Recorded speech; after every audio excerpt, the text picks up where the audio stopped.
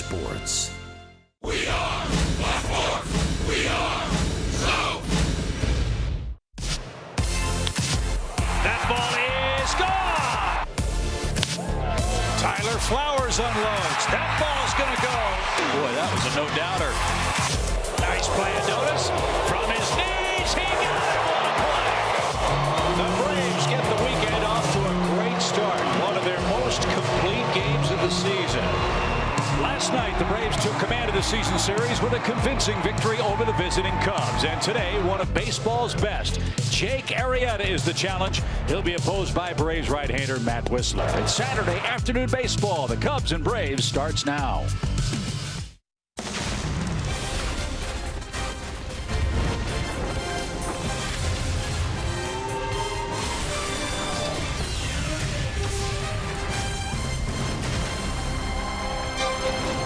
It's another glorious Saturday for baseball in Atlanta, Georgia, and another big crowd's filing in for Game 2 of our series between the Cubs and the Atlanta Braves. We welcome you to Turner Field, where Atlanta tries to win its third straight game. Hi again, friends. Chip and Joe, welcome back to the ballpark. Terrific matchup in Game 2 of this series. Matt Whistler against Jake Arrieta. Joe, two pitchers coming off losses, believe it or not, in their last appearance. Let's hope that Matt Whistler can just forget about his last outing, and that was against the Dodgers, and not anywhere near what he was doing in the month of May, where he went 2-3 and had a very good ERA. There are his numbers for the year. If he can get back to his May work, he has a good chance of winning today.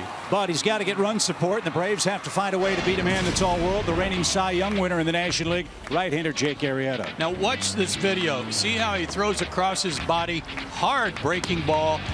94 to 96 fastball, and especially to left-handers, that breaking ball down and in.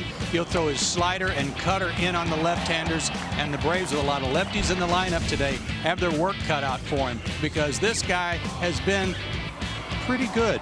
20-1 over his last 25 starts. That loss did come in his last outing, Chip, with outstanding numbers across. But take a look at that bottom line. He's getting a ton of runs to work with, and the way the Cubs have been swinging the bat all year long, except for last night, we'll see if they're able to support him that way again today. Last calendar year for Jake Arrieta, 2 homers, 2 no-hitters, and 2 losses. Atlanta will try to hang number 3 on him in Game 2 of the series. We'll talk more about Jake Arrieta. We'll hear from the Braves batsman who will try to beat him this afternoon in Atlanta. That's coming up right after this.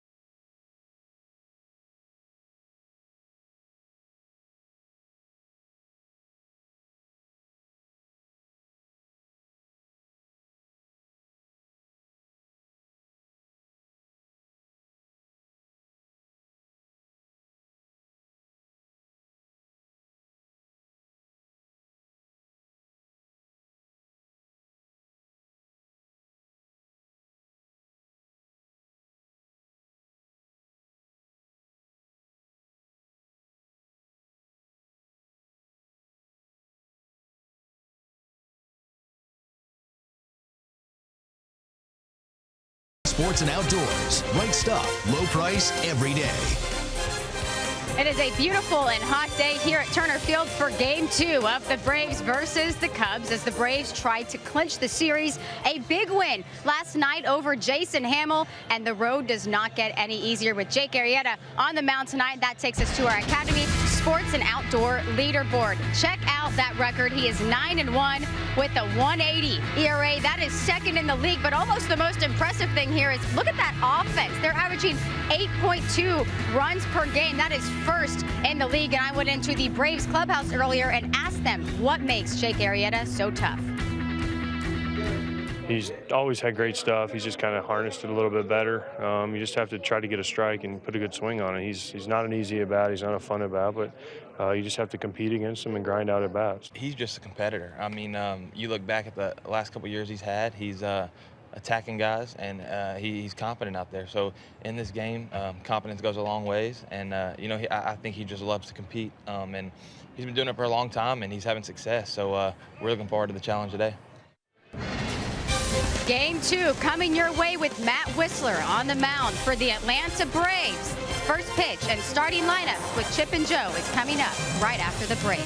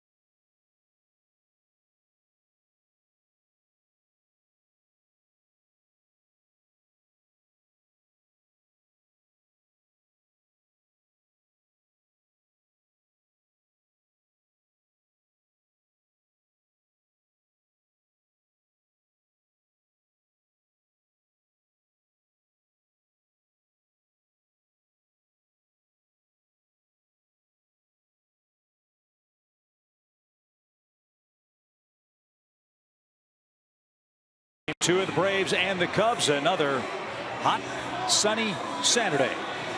As Atlanta and Chicago meets in Game 2 of the series, here's Matt Whistler. He's got the ball, trying to get back in the win column for Atlanta.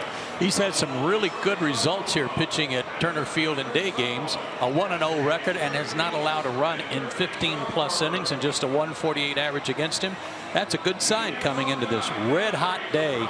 This 4 o'clock start in Atlanta. His 4 keys to pitching success today. Number 1, a third part of today's game is the home plate umpire, Ron Culpa. He has a reputation of having a strike zone from here to there. So it might be a big zone working well for the pitchers.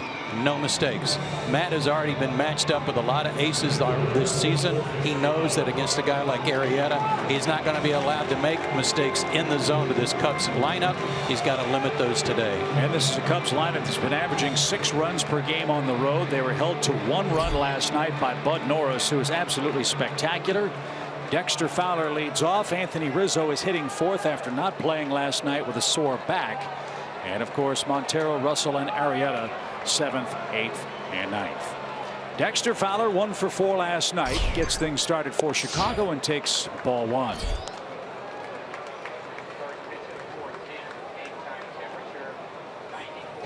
94 degrees officially at first pitch. And that one's fouled off A.J. Pierzynski's body. Even count for the Cubs center fielder.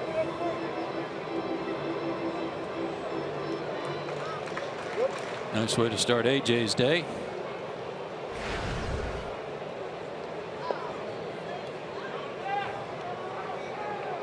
The Cubs begin play today 9 games ahead of the Cardinals, who have leapfrogged past the Pirates for second place in the National League Central. Pirates are dropping like flies. They lost Francisco Cervelli today to hand surgery, and Garrett Cole came out last night with a biceps problem. So a difficult task for the Pirates has gotten even more difficult as the Cubs begin play today with a 41-18 record. Best in baseball. Popped up left side and into the seats. It's 2-2 for Atlanta native Dexter Fowler. Matt Whistler today has to work both sides of the plate to this good hitting Cubs team. He's got to throw that breaking ball for strike, something he was not able to do in Los Angeles. He really struggled with his breaking stuff. As a result, 4 innings, 9 hits and 3 walks. 3 of the hits were homers. Little pop left side. It's going to be caught by Adonis Garcia. Braves third baseman drifted back. That's about the 3rd time in the last 5 or 6 games where Adonis will not give way to the shortstop. Pop-ups out behind third where a shortstop's got a better angle. That's at least the 3rd time that I can remember where he won't back off. May have to talk to him about that. Either that or Darnold's got to say, "Yo la tengo." Yeah, right. There's the Atlanta defensive lineup for game 2. Here's Jason Hayward back at Turner Field. A rough homecoming for him last night. 0 for 4 and 3 strikeouts. One more point about Whistler's start against the Dodgers. Threw 101 pitches in his 4 innings. He entered that game as the 2nd most efficient pitcher among National League starters in pitches per inning. And on a hot day like today, I would imagine efficiency is going to be hugely important. That will be a big key. You say 101 pitches in 4 innings. Arrieta threw 108 pitches in 5 innings in his last outing. There's a drive deep right for Hayward, and that one's long gone. It's 1-0 Chicago.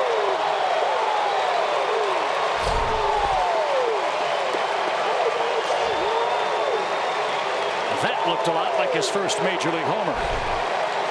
Well, that's a fun trot for Jason.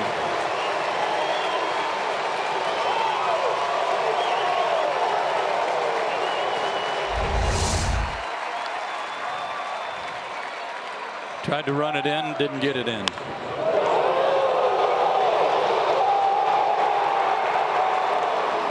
So Arrieta has a 1-0 lead before he's thrown a pitch on Hayward's 4th home run of the year. And that brings up Chris Bryant. Cubs third baseman has hit 14 long balls this season. And he takes a strike.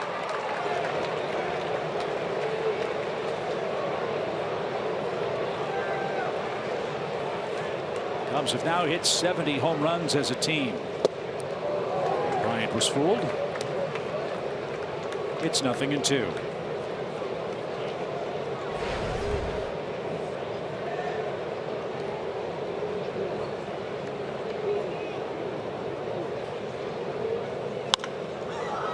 This one's popped up.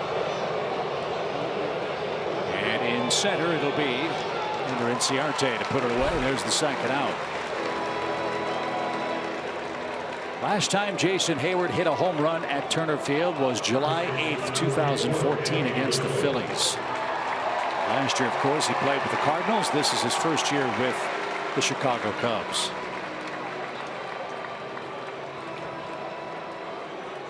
So 2 pop outs and a homer brings up Anthony Rizzo, the Cubs first baseman, out with back soreness last night.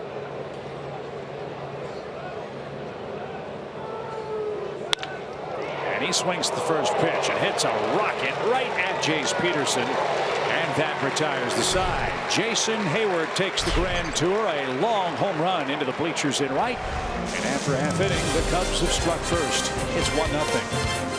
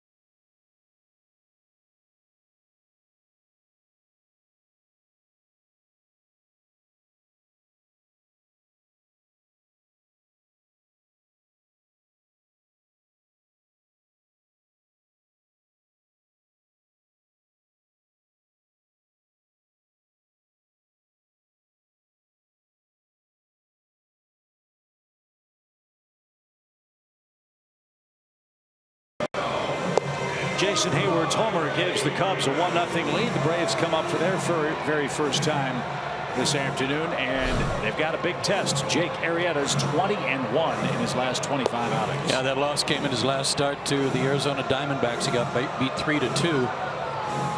And for Arrieta, his arsenal, 94 to 96 fastball, a slider that sometimes looks like a cutter that sometimes looks like a slider, curveball, and a change. The slider, cutter, and curveball are all hard, very hard. And as Nick Markakis told me, lefties have to get the ball out front. When that ball starts boring in on their hands, you've got to get it out in front of the plate. So one of those lefties leads off, Ender Inciarte. And Arrieta's first of the day is off the mark. 1 ball, no strikes. Look for the Braves to be aggressive early in the count against him too. They don't want to be behind. And they were last night too. Yeah. Which served them well in a 5-1 victory. And a bounding ball right side. Rizzo's got it. Arrieta raced to the bag. Missed the bag. So there's a break. Inciarte will reach to start the home first.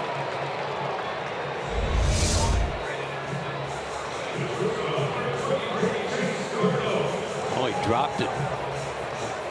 Went off the end of his glove. He was looking at the bag. We couldn't see that from our angle. He took his eye off the ball. So a drop turns into an Arrieta error. Say that 10 times fast. And Chase d'Arnaud, Brave shortstop, stands in. Chase Herrera 0 for last night. He was 0 for 5. And outside, ball 1.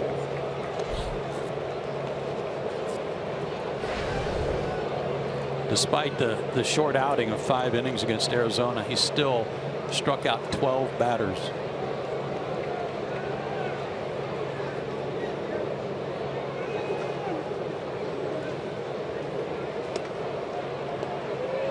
You think about all the guys that are throwing hard these days, and there's a lot of guys, believe it or not, throwing 95 to 96.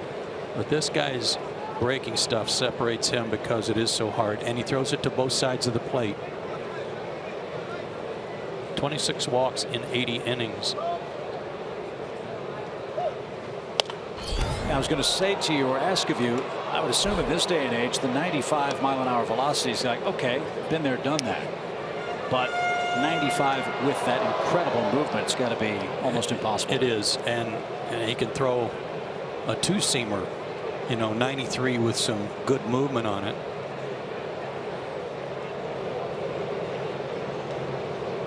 One ball, 1 strike for Chase d'Arnaud. Inciarte leads at first. And takes a little low. Braves were pretty aggressive on the base paths last night. Montero's only thrown out 1 would-be base stealer all year for Chicago. Let's see how Brian Snitker plays it. We figure scoring chances against Arrieta might be few and far between. Base stealers are 10 for 12 against Arrieta. So you got a fast man at first.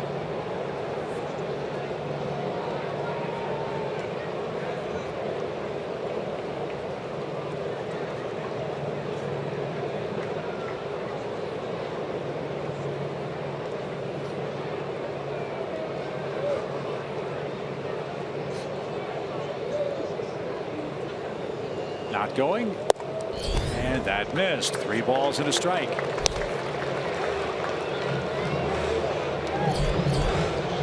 Freddie Freeman is on deck for Atlanta. Markakis is the 4th place hitter. Hayward homer got things started for Chicago.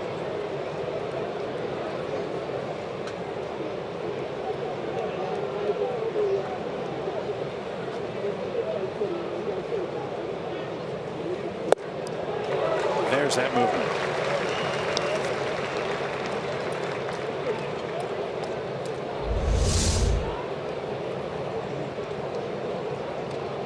And I mean hard sinking action.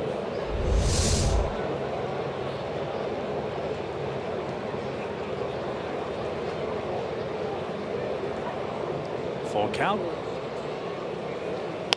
And a bouncing ball left side.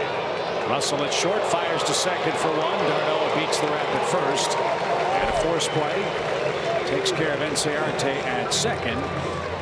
And there's One man out. Cubs had an impressive defensive run snapped last night. Addison Russell committed an error at shortstop. He's back out there for game 2. Rizzo's back at first. Bryant at third.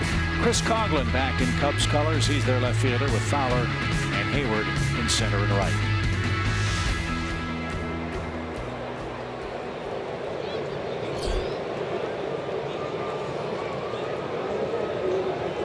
Arrieta has his first ground ball out of the game. He greets Freddie Freeman.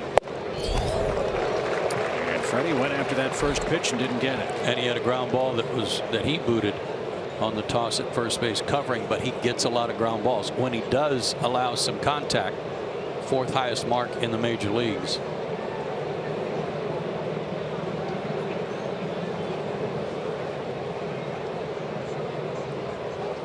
Runner goes, and Freeman slashes one foul to the left. And he's quickly behind, 0-2.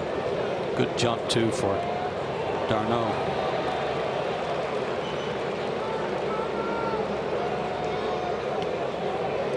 He's throwing 94-96. You saw the sinker to d'Arnaud and can run the cutter down and in real hard into the left-hander's feet. It's a lot of weapons. It's really the most weapons I can remember since Roy Halladay was in his heyday with the Phillies. What a stop. And the count to Freeman, 1 ball and 2 strikes. He's got 5 wild pitches, and a lot of it is just from breaking balls that are uncatchable because they're so hard. That was a nice block.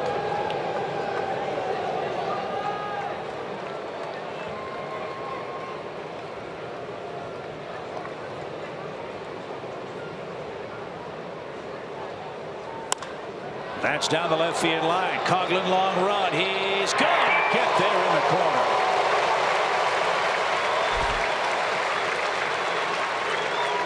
Chris Coughlin was having a hard time with the A's.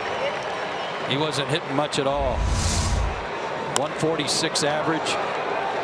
This guy's going to come to life now that he's back in a Cubs uniform. He played great for them last year. Loves playing for Joe Madden. They like having him back. Watch for him to really explode now.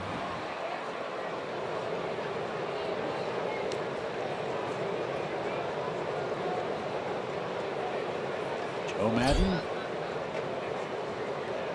watches Nick Markakis dig in.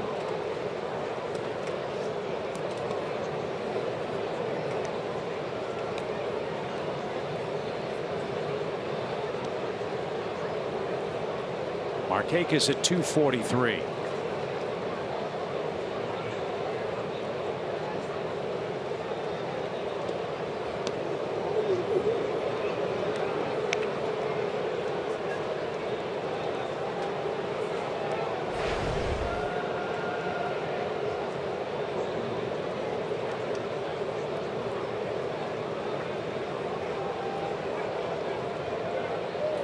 Runner goes, and the pitch is bounced up the middle, and the play will be to first base, and that'll retire the side. No harm done on the pitcher's error, and after one, Arrieta enjoys a 1-0 lead.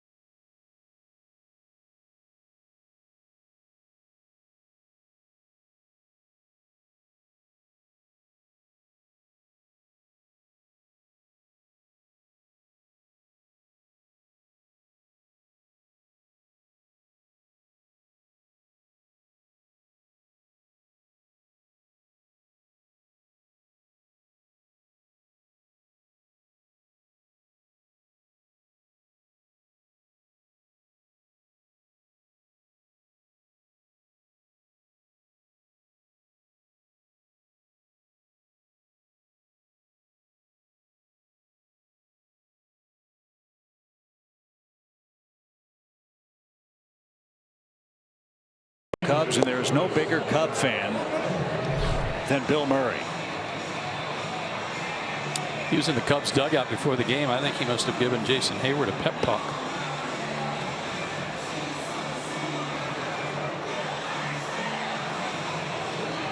I think Bill owns a minor league team in Charleston. I think the Charleston franchise is something he dabbles in. I don't know if they were having their picture taken with him or if he was with the Cubs. He's that big a fan. And you might have just seen history with Bill Murray needing to use a hairbrush. I don't think I've ever seen that on camera before. As Ben Zobrist leads off the second inning. Zobrist had a hit last night. He's hitting .325 overall with 8 homers, 36 knocked in.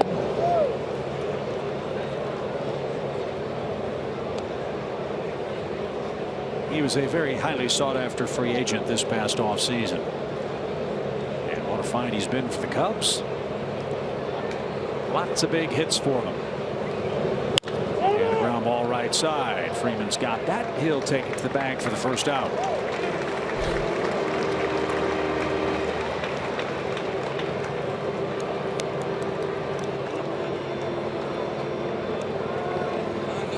Here is Chris Coghlan. As Joe said, he wasn't having fun in Oakland. Lots of strikeouts for Chris over in the American League. And that turned into a 146 batting average. He did hit 5 home runs. Hit 15, I think, for these guys last year.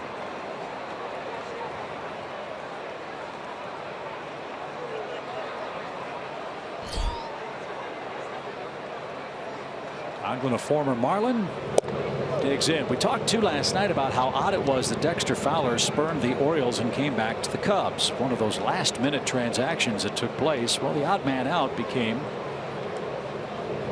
Chris Coghlan. When they signed Fowler, they had to move him to Oakland, and they then found a way to bring him back.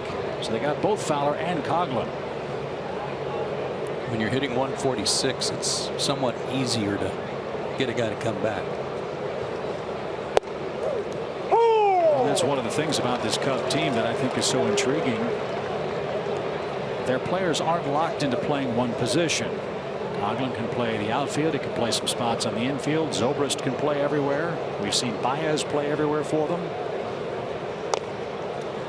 Yeah, that's one thing Joe Madden likes about all of his players, being able to, for him to be able to put you in different spots when he needs you.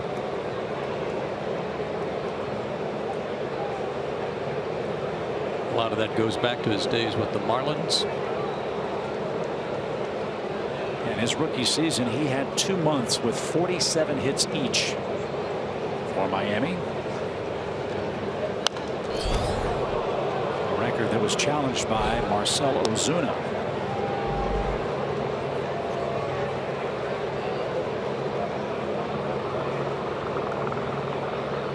One ball, 2 strikes. Cubs hitting in the second.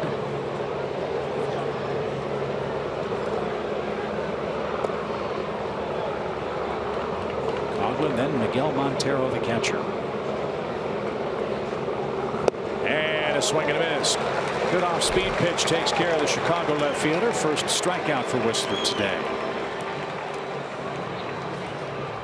Yeah, the mistake he made in the first inning was not being able to locate that fastball that they want to try and tie Hayward up with. If he can use both sides of the plate, work that breaking ball in for strikes, hopefully that'll be the only run he allows, but can't leave balls in the middle of the plate to this team.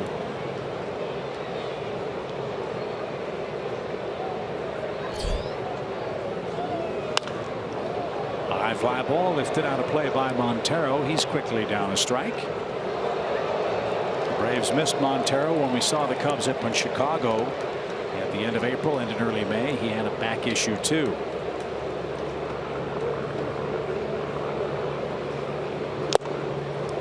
Tipped and caught by AJ. No balls, 2 strikes. Good fastball for Whistler today too. That was 94.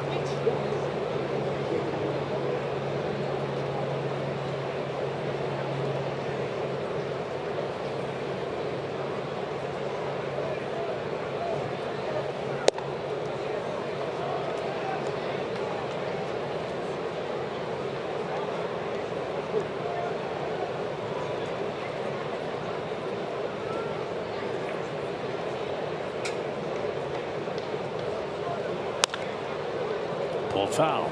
I think the players from both sides would be happy to settle for this cloud cover the rest of the afternoon, because if the sun comes out and those shadows start creeping across, it's going to be that much tougher for the batters.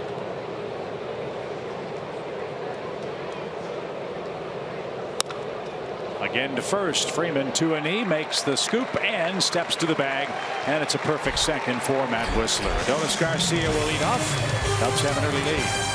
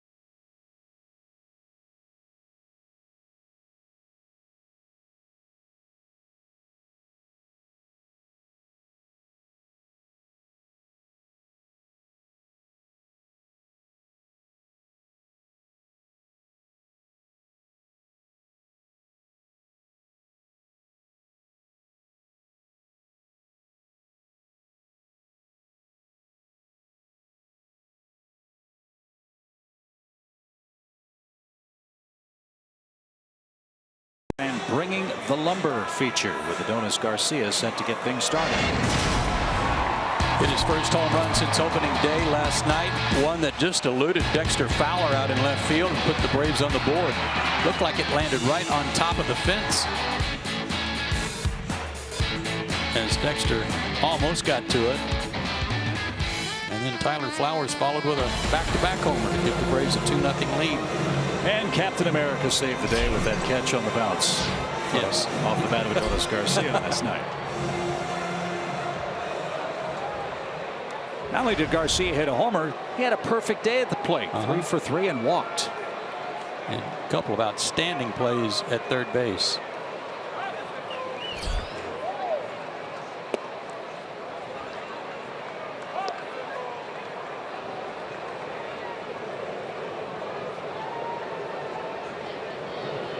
Arrieta's not pinpoint yet.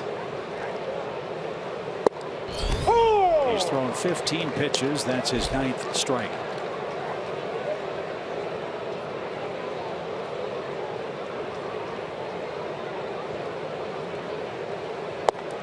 There was a wonderful article written about Jake Arrieta in the baseball season preview edition of Sports Illustrated by Tom Verducci. If you haven't seen it, archive it, go check it out on the internet.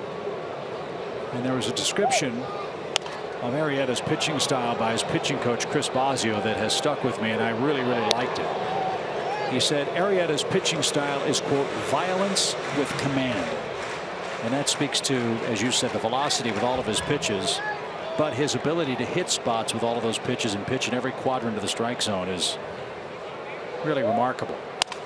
Because he's attacking you at all fronts. He was a 5th-round pick out of TCU by Baltimore and had real good minor league numbers, but he ran into some issues in Baltimore when they started trying to change some things, and one pitching coach in particular started having him move around on the pitching rubber from the first base side to the middle, and it really wasn't until he got traded to the Cubs that he went back to his style. And Chris Bosio said, you do it your way. And he likes to work from the third base side of the rubber with that crossfire. And I say crossfire, throws across his body delivery. I'd say that made a huge difference. A.J. Pierzynski's had good luck against Arrieta, but finds himself behind 0-2. Another thing the Orioles did with Arrieta is they said, you cannot throw your cutter. Yeah. Well, that turned out to be a big mistake. And it's something Arrieta talked about in the article, that he was seriously thinking about walking away from baseball because he was so frustrated at his lack of success. He felt like a square peg in a round hole with these mechanics that he had to relearn on the fly. So getting traded to the Cubs really was a turning point for him. As ground ball to Russell takes care of A.J. Pierzynski for the second out. And you mentioned Roy Halladay. Arrieta, who's a big workout guy, has gotten into Pilates for fitness and has totally changed his body and how it responds to the rigors of pitching. Said while he was me. Exactly. Yeah.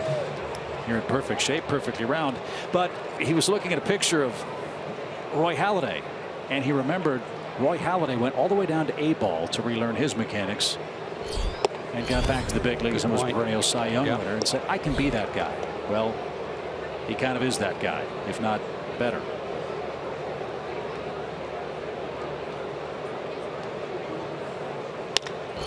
Jace Peterson with a fly ball toward left. Coughlin's going to get there. And that will retire the side. 3 up, 3 down for Arrieta. He leads by 1.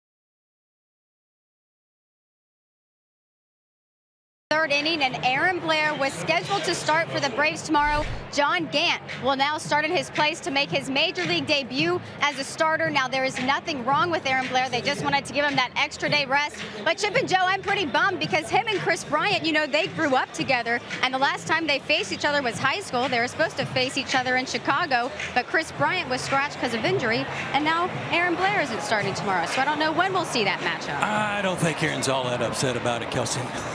Yeah, I think he'll put that off for a while. With all due respect to the Reds. Yes. I'm just glad that there's nothing physically wrong with Aaron Blair. It's just an extra day as Addison Russell pops one out of play foul. Russell came over from the A's. The Cubs traded Jeff Samardzija and got Addison Russell, who's going to be a terrific shortstop for them. Think about 2 deals here. That one where the Cubs sent Hamill and Samardzija for Russell. They wound up getting Hamill back, still had Russell. Right. And the A's only had Samardzija for half a season. Likewise Hamill. And then the deal for Arrieta. Cubs get 2 struggling pitchers, Pedro Strop and Jake Arrieta, 2 95+ throwing right-handers, but they were struggling. Sharply hit to left. Russell's got leadoff single. They got those guys for a backup catcher and Scott Feldman. Well, that's the other thing in the Tom Verducci article. And again, I would encourage you to read it because it offers a fascinating insight into how Theo Epstein and the Cubs operate. Number one, they went through 3-4 years of just absolute misery. the reward with very high draft picks. Secondly, they've made some excellent trades. They've signed in the international free agent market very well. So a lot of things have gone right. But there is a part of the plan that was briefly discussed. And that was every year at the end of the season, Theo Epstein and Jed Hoyer get together and they compile a list of players that they might have interest in to see if maybe just a change of scenery will improve their performance. And they felt that Jake Arrieta was one of those guys. A guy with great stuff. But for whatever reason, it wasn't working in Baltimore. So that spurred them to make that deal. And Baltimore needed a veteran starting pitcher to try to chase down the Red Sox during a pennant race. And they were happy to say, Jake, go get him. With all due respect, Hoyer and Epstein compiled that information from their scouts. They asked their scouts to make those lists for them. And then the name that kept popping up was Arrieta's. But they listened to their scouts. Yeah, because I wonder what the computer would have said about the efficacy of Jake Arrieta pitching in Wrigley Field, coming off of statistically the worst earned run average in the history of the Baltimore Orioles franchise with a minimum of 60 starts.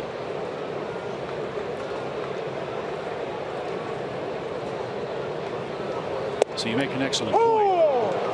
Not only do they trust their scouts, they listened to them. Yeah, it's like a survey. It's like, who do you guys see out there that may be coming off an injury, may have some personal problems, or just hasn't figured it out yet?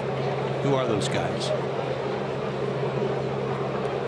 1-2 for Arrieta, who pushes a bunt to the right side. Whistler dives. It's off his glove, and everybody's safe. A bunt single for Arrieta, and 2 are on with nobody out, and the top of the order coming around for Chicago. As you said last night, Chip, these guys don't bunt much. And Arrieta only one sacrifice bunt all year. And this was an excellent sacrifice bunt because he bunted it hard past the pitcher. I think Freddie Freeman had a play on it if Whistler leaves it alone. But a good job by Arrieta. That's his 7th hit of the year. Well, let's see if Whistler can shut him down and make Arrieta stay out on the base paths on a hot day. That might help. Dexter Fowler's the batter. He popped out to third his first time. The Braves think he might try to bunt. He didn't with the first offering. 1 ball, no strikes.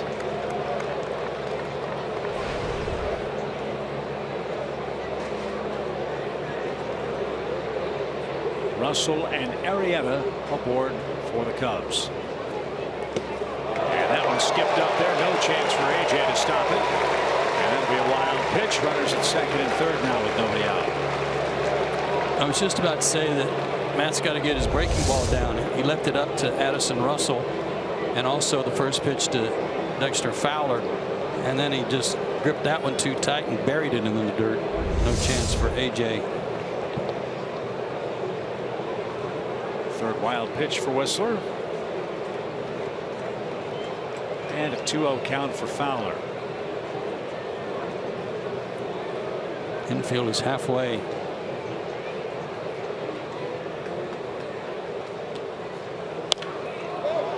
Meaning if they get a sharply hit ball, they will come home.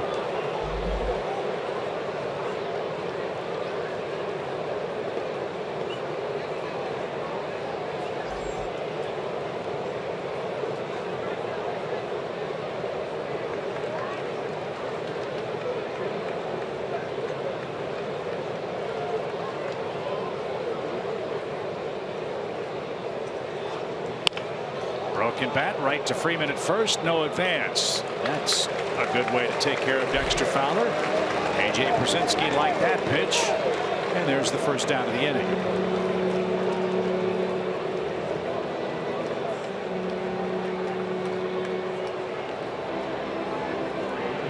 We talked last night about Jason Hayward entering this series with a 119 batting average on pitches that are inside. As you said, Whistler tried to go in, but it wasn't in enough. Yeah, just missed in there, made a mistake.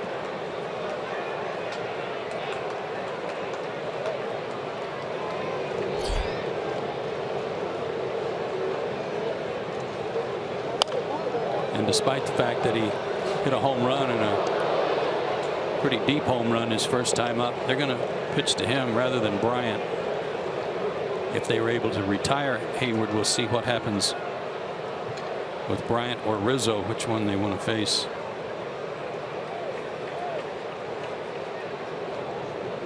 Not too many easy choices with this Cubs batting order. As Hayward bounced that foul. Good pitch. Buried that one in on him. He's ahead 0-2. Nothing he could do with it.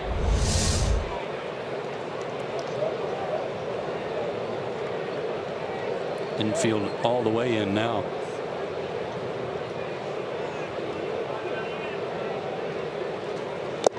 He struck him out. Hayward on 3 pitches is out number 2.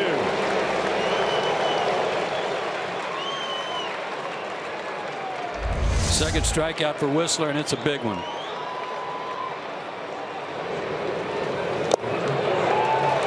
Backdoor pitch, well located. Now they're going to pitch to Bryant. Looks like it, and why not?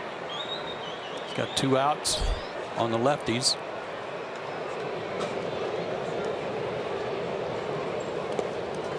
Good stop by Przinsky. 1 ball, no strikes. 26 homers for Bryant last year. Already 14 this season.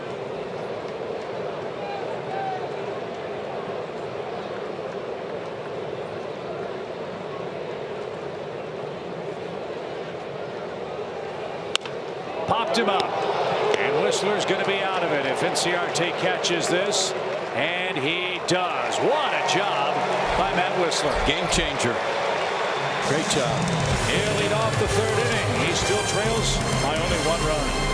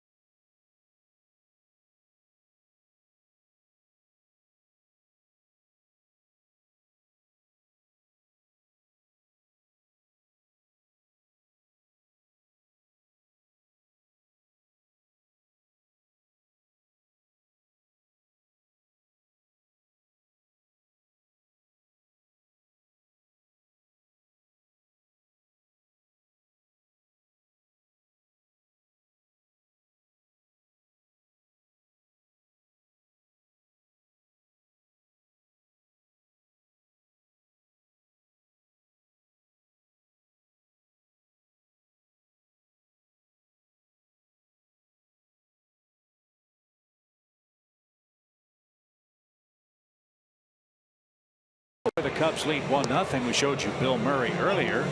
Looks like Jason Bateman has followed us all the way from Los Angeles to Atlanta. He's a big Braves fan. He wanted to see Matt Whistler pitch today.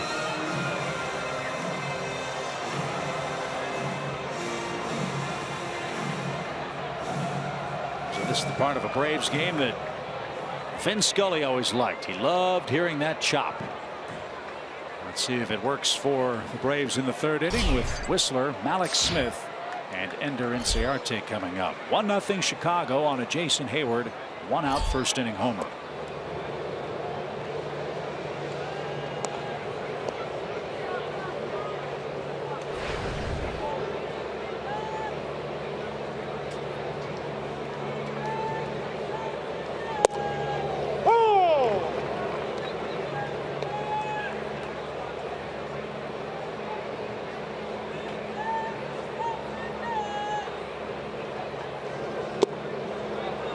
was tipped.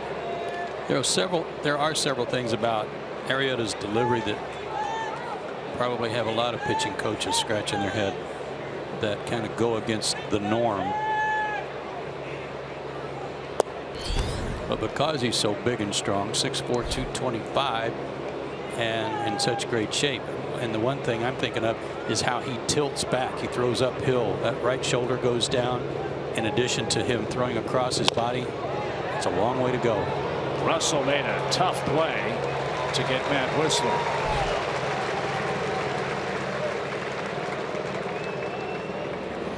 Well, you mentioned he had terrific college numbers. It's so funny to me that a team will draft a guy, then try to develop him, and then change what got him drafted and brought to the big leagues in the first place. He's 30 years old now. He's turned 30 before the season started. 6'4", 225. Graduated high school in Plano, Texas, a suburb of Dallas. Alex with a bunt, and it's a beauty. And he beat it by a half step.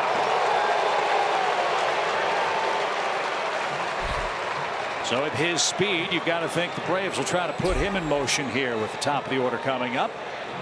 And that's the first Braves hit of the day. Lately on his attempts to third, he hasn't been bunting the ball hard enough. This time he did. Got it to the grass.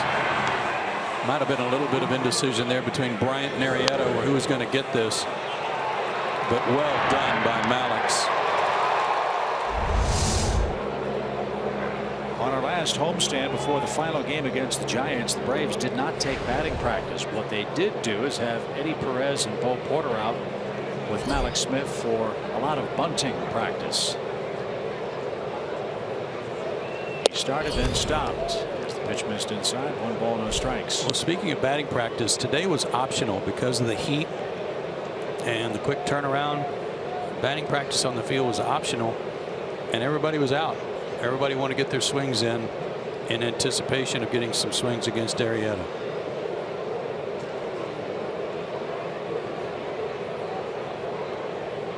Smith is running, and the pitch popped up left side. Long run, Coughlin. He's still chugging. He's at the line, and he's going to get there. The throw's coming back toward first, and it's off target. And Alex Smith is back safely with 2 outs. Don't know if Malix touched second base on that play. He did not. And the reason we bring that up is he failed to re-tag last night and was called out on appeal. Well, the Braves are running. Inciarte, Darno, Malix have all attempted a stolen base, and the ball's either been fouled off or put in play each time. So they're trying to be aggressive when they get some guys on.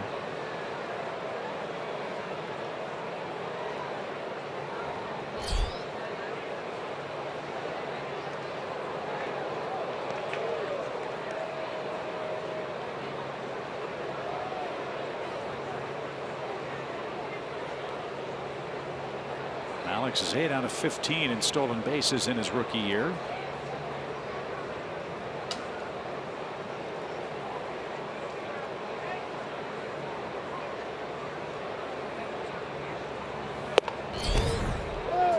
And on a check swing, no swing. 1 ball, no strikes.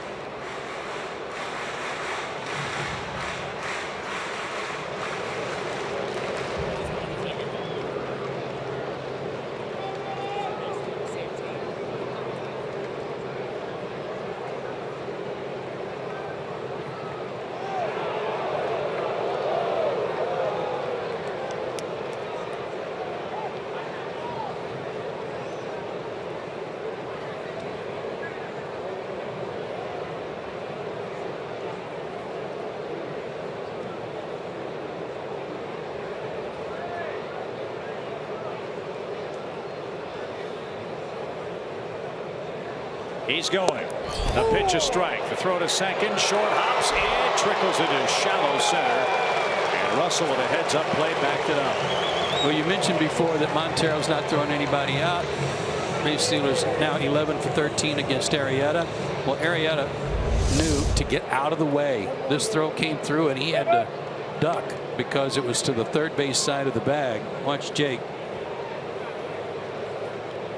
That ball was coming near him enough to move him. Good jump by Malix. See if the Braves can get a 2-out hit here.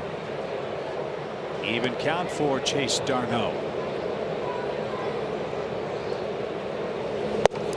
Oh! 96 at the knees.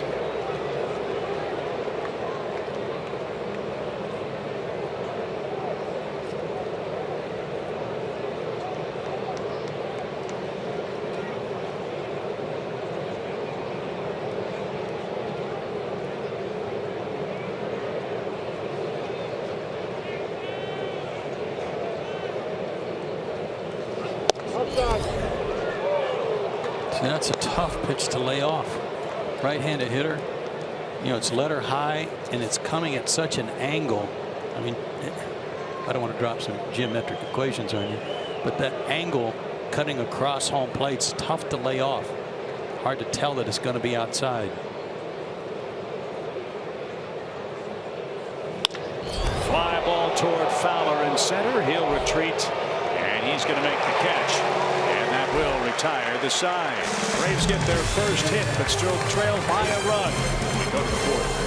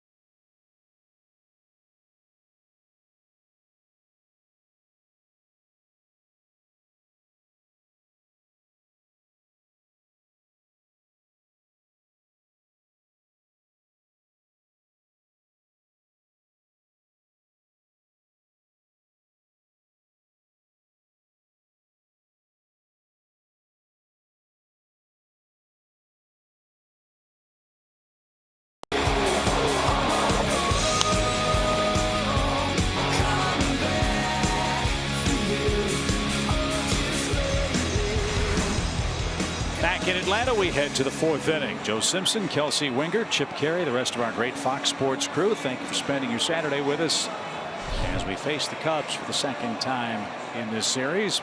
Another big crowd in Atlanta. They've seen the Cubs jump in front on a Jason Hayward homer. Now Anthony Rizzo goes to work in the fourth. And he cracks the first pitch to deep right field. It's 2-0.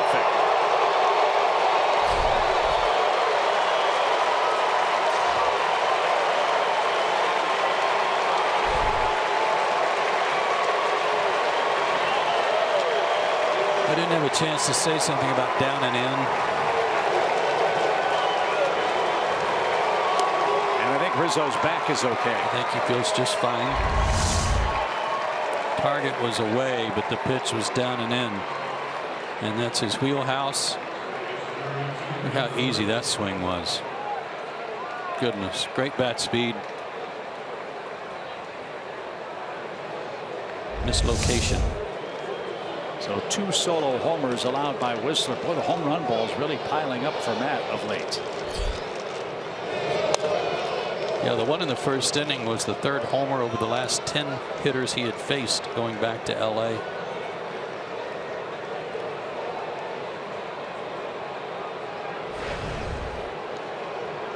So 2 solo shots give Chicago a 2-0 lead for Ben Zobrist. And no swing. 1 ball, 1 strike.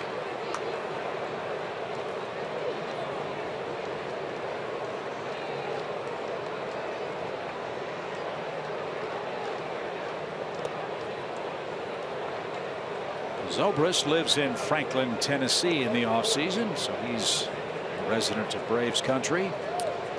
You mentioned the Mets putting a full court press on him. The Braves did too. Braves tried to sign him over the offseason.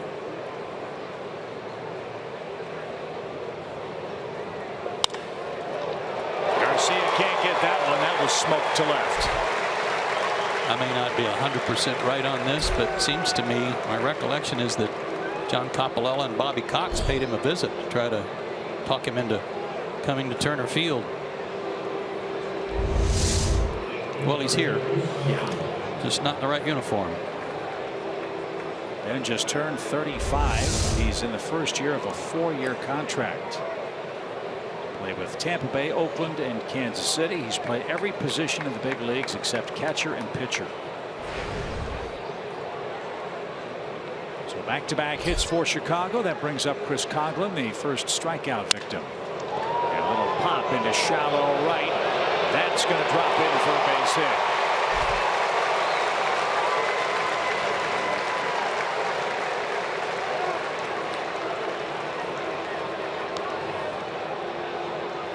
Well, he's got to go back to work. Matt pitched out of that second and third, nobody out situation last inning. Now run in first and second, nobody out.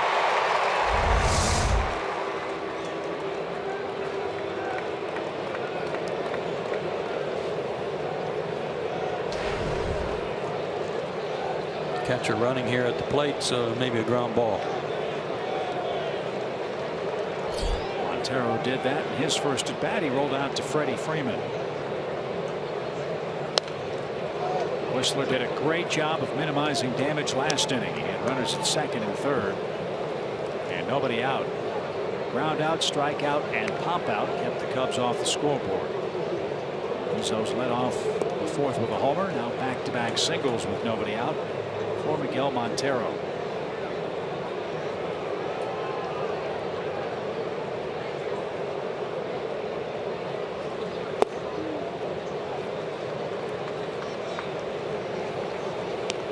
Just notice the flags unfurled up there at the top of the scoreboard, blowing out toward right, so that probably helped Mr. Rizzo a little bit too. Not that he needed any help.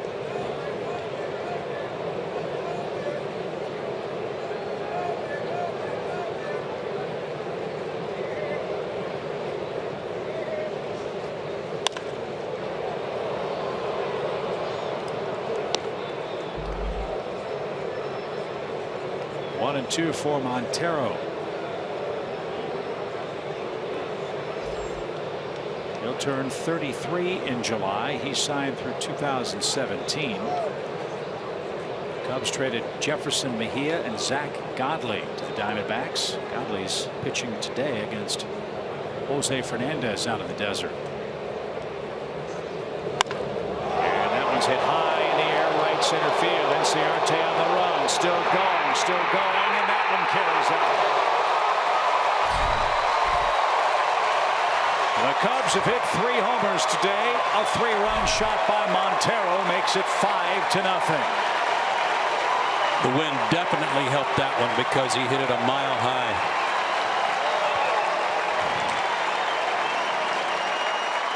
Solo's hurt, but this one, crusher. He tried that same pitch that he struck out Hayward with, backdoor cutter, slider, but it had a little too much of the plate. So a 4-run fourth for Chicago brings out Madison Russell. And this start is reminiscent of Matt's last outing against the Dodgers when things escalated very quickly and got out of hand at Dodger Stadium.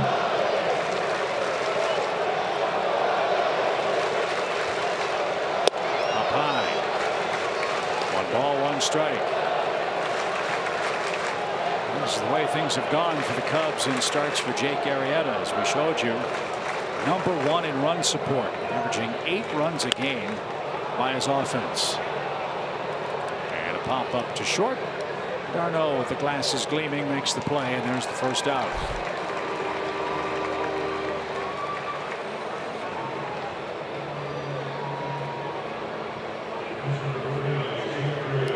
12 home runs that Matt has allowed this season, and 6 have come in the last 8 innings.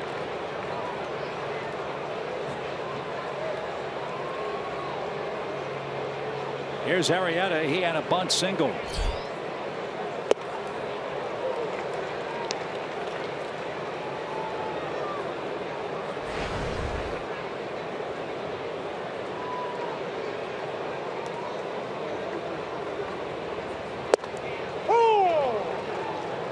And 0-2.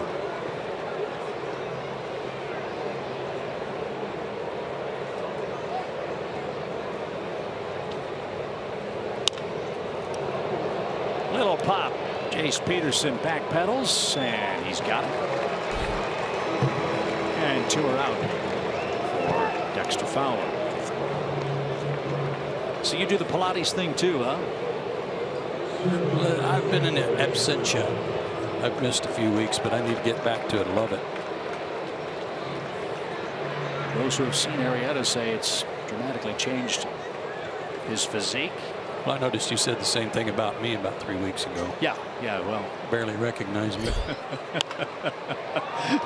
Fowler hits it a long way to left, and Mallix is there, and that retires the side. The old ballpark across the street was known as the launching pad. Turner Field is playing like old Fulton County Stadium today. The Cubs have hit 3 homers, 2 in the 4th. They scored 4 times and have built a 5-0 lead.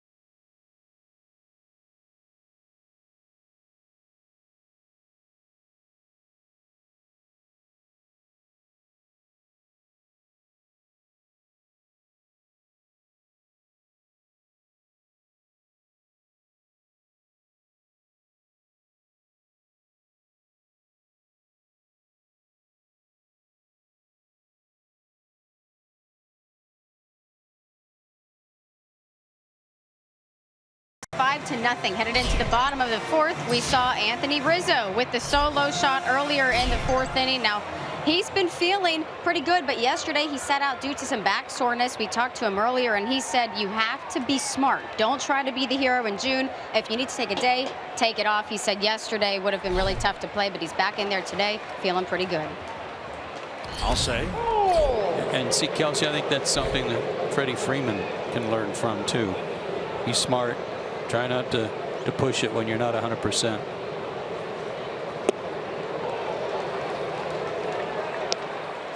That swing looked like it hurt. As Freeman behind, no balls, 2 strikes. That was a legitimate off-speed pitch, changeup. Don't see many of those.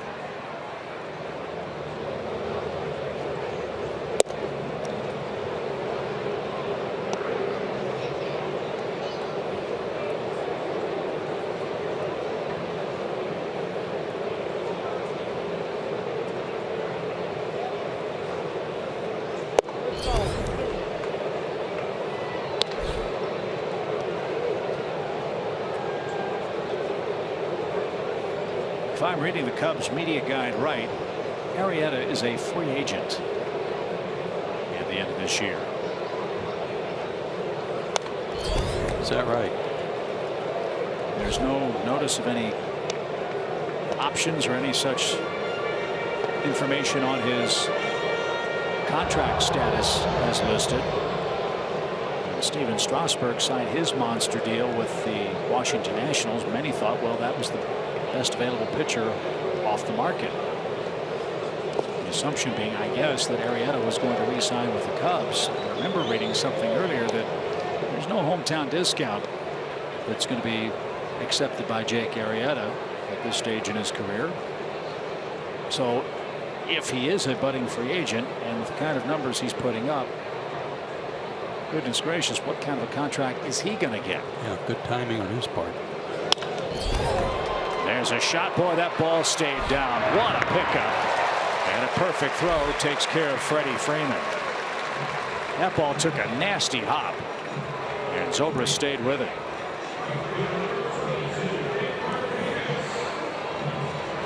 And another ground out for Arrieta.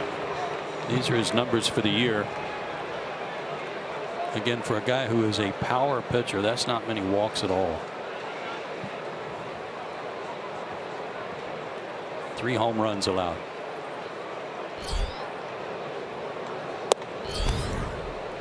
And he will be just 31 years old on opening day next year. So, again, not a lot of mileage. As that one's inside the line, fair by Markakis. Nicks around first on his way to second. Coughlin got to it quickly. The throw is going to be not in time.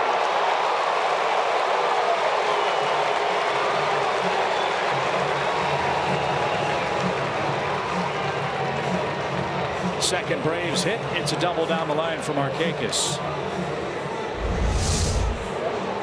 Right over the bag. Fought it off. Nice play by Coughlin. Again, this guy, a crowd favorite at Wrigley Field, back in a Cubs uniform, turned that into a close play. So how about this for Arrieta? He's got about 880 major league innings. And he's a free agent. Coming off the year he had last year and the season he's having now. So as I said, not too many miles on the odometer. No.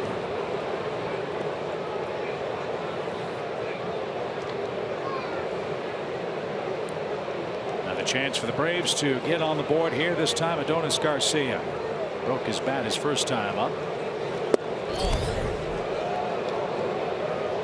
1 ball, 1 strike.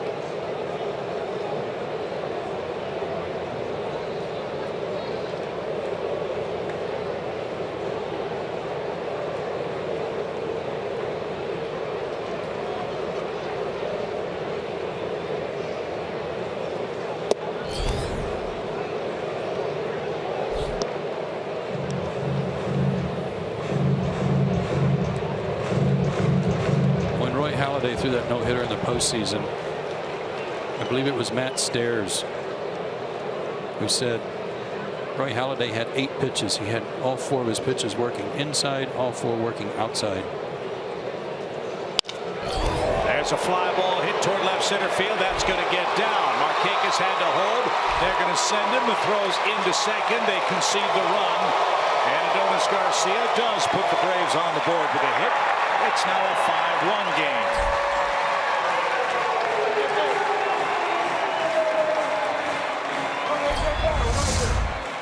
Fourth hit in 2 days for Adonis.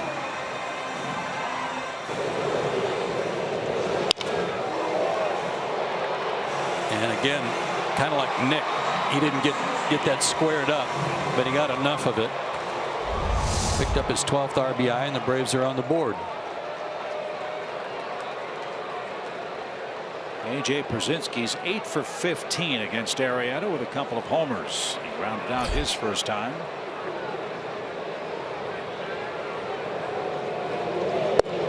What's your story about Roy Halladay? Yeah, just that he had everything working to both sides of the plate, and that's kind of what has happened with Arrieta in this great run that he's been on. Excellent command and several weapons to go to.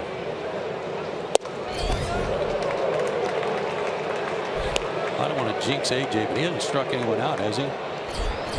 He has not. Braves been getting after him and putting the ball in play. Struck out 12 Diamondbacks in 5 innings his last time out and lost. Well, that's on me. 96 and at the letters.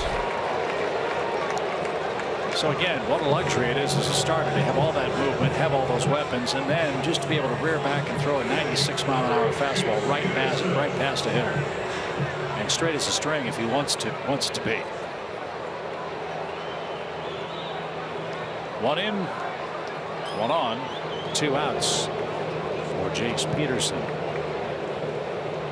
Jace welcomed back to the Braves last night. He had a couple of hits. His option to Gwinnett May 2nd, called up June 10th.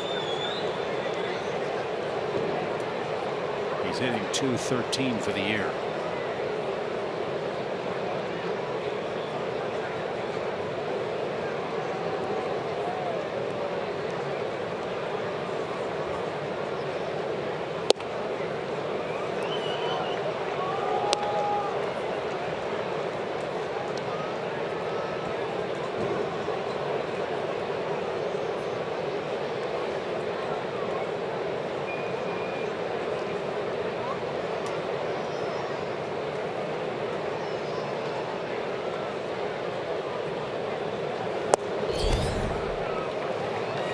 Lefty-righty splits for Jake Arrieta.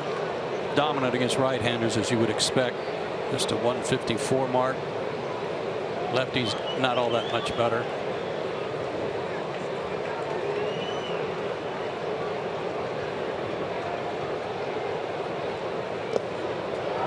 That pops away. It's ball 4. And 2 are on with 2 out.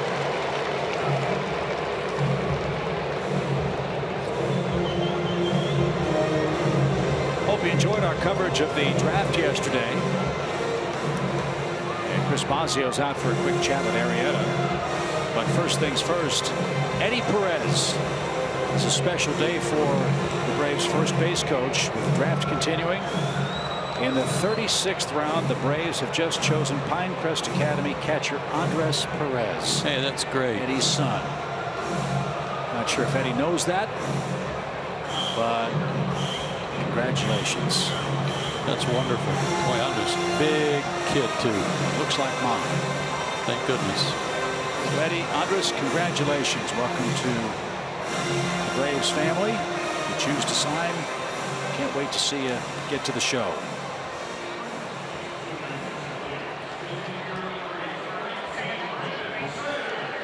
So Brandon Snyder's going to come on and pinch hit. That's going to end the day for Matt Whistler. 4 innings, 5 runs, 3 homers.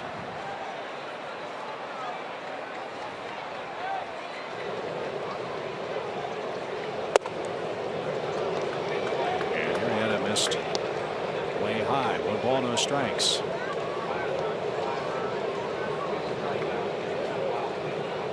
Snyder's got a home run. It came on the last road trip against the Dodgers. His first home run since July of 2013. He's got a hitter's count here. He could get those runs back for the Braves in the top half of the inning.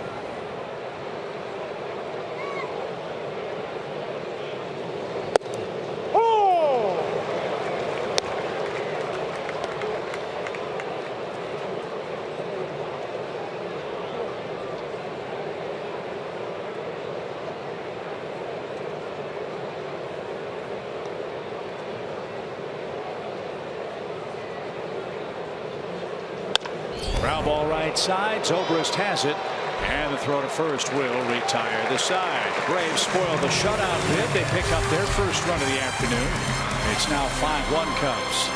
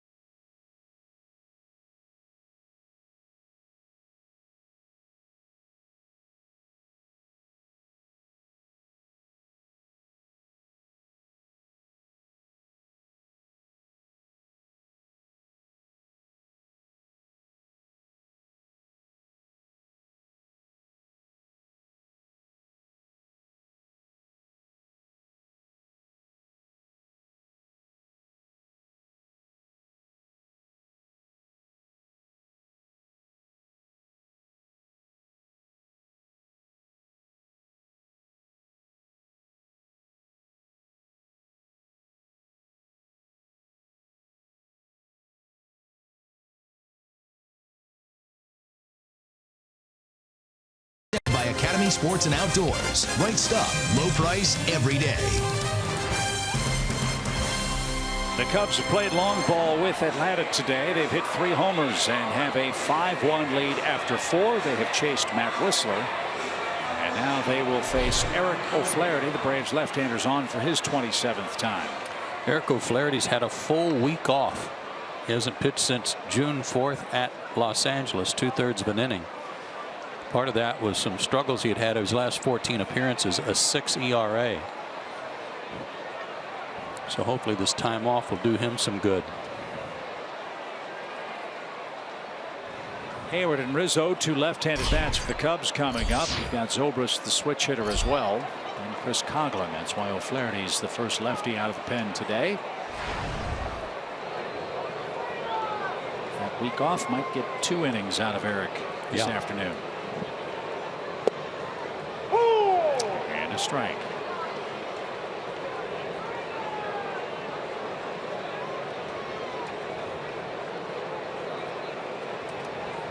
Feast or famine day for Jason. He's homered and struck out.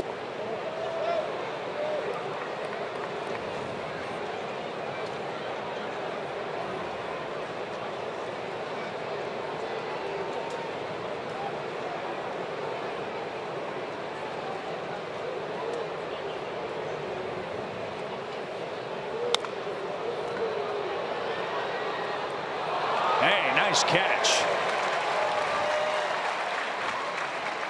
And from Marietta made that play.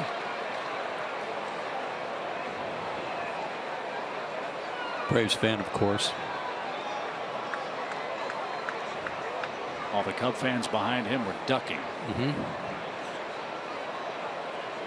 2 balls, 2 strikes.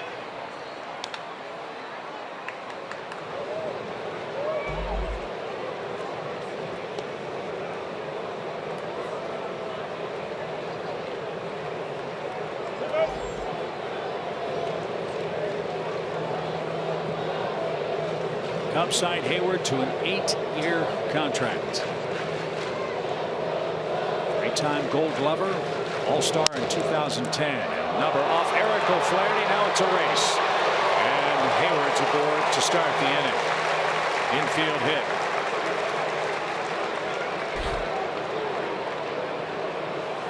Yeah, it was a number. It wasn't hit that hard, but with Eric following through to the third base side, he wasn't in a position to field that. It's off his leg. Infield hit.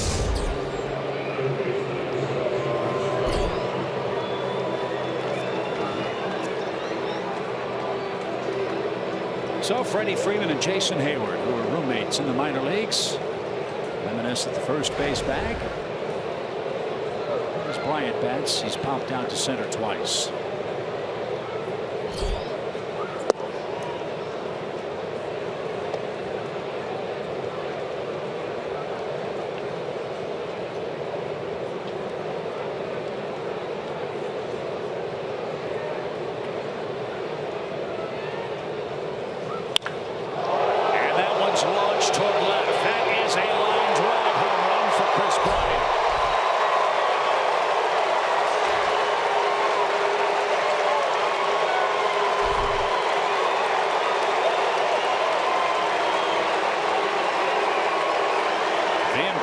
Of riches continues for Jake Arrieta. The Cubs have scored 7 in their first 4+ offensive innings.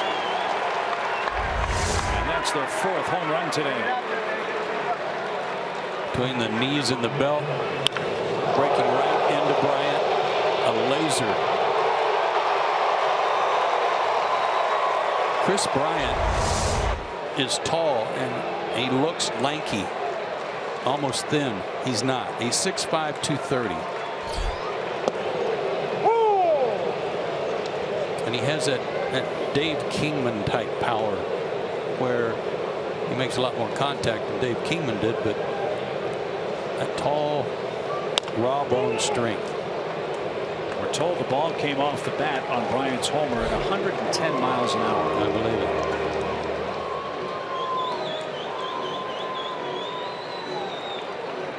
Dave Kingman hit one of the more memorable home runs in Wrigley Field history. You know, before the big giant scoreboard went up in left center field. Down the street from the left field bleachers is a street called Kenmore. And Dave Kingman hit a ball out of Wrigley Field 3 houses down on the fly one day in Chicago. I believe it.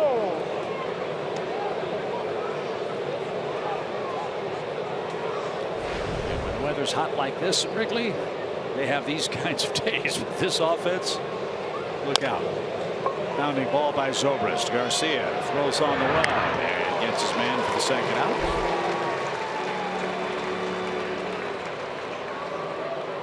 Two outs after the homer. And here's Coghlan.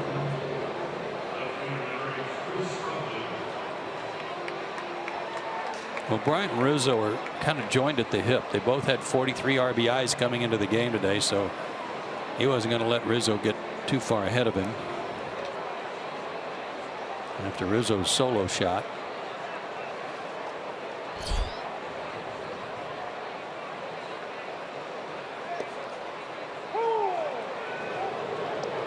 Bryant second behind Nolan Arenado of the Rockies. Rizzo third.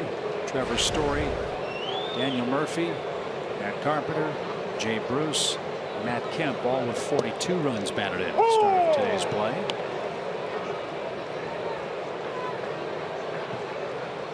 Adam Duvall another. He's got 41 homers for the Reds and 17 homers. We'll see Cincinnati here on Monday.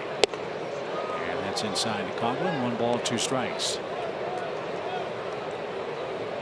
The Reds beat Oakland last night 2-1. They're winning 2-1 today.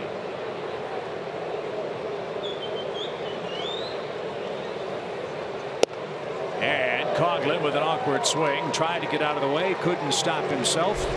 And that will take care of the Cubs. We're halfway home in Atlanta. Chicago has hit 4 homers. They needed 7-1.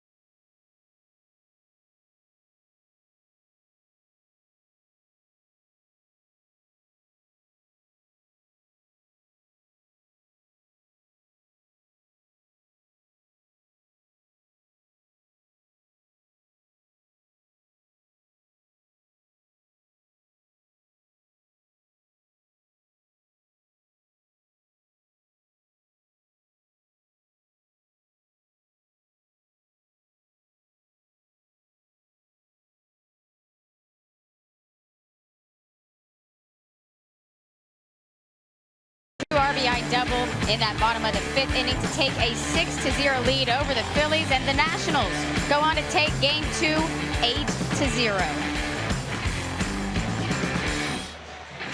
Yeah, the Nats keep on rolling. They've now run their record to 8-3 in their last 11 games. They start play with a 2.5 game lead over the New York Mets, who've won 3 in a row.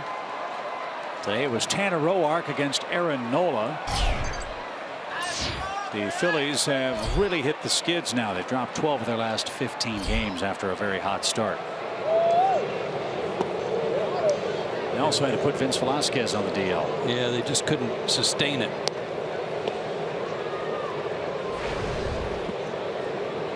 So Malik Smith, the man that recorded the first Braves hit, that was a bunt single in the Atlanta 3rd when it was still a 1-0 game. Got to second with 2 outs on a stolen base, but d'Arnaud flied out to center to end the Atlanta threat.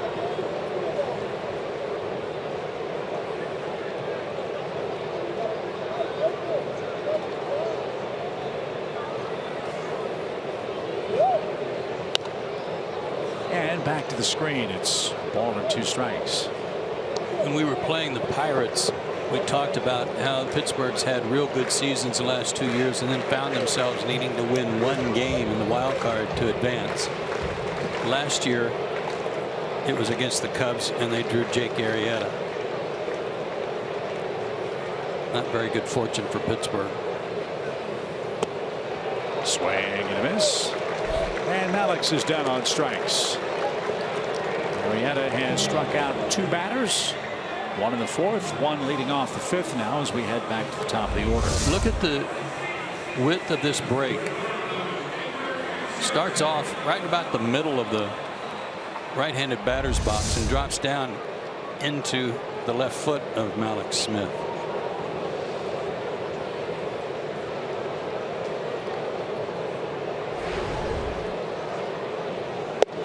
So Arrieta, with a 9-1 record, is in command here. He's trying to match Steven Strasburg of Washington, who has 10 wins. Ow. No swing. It is a hit by pitch.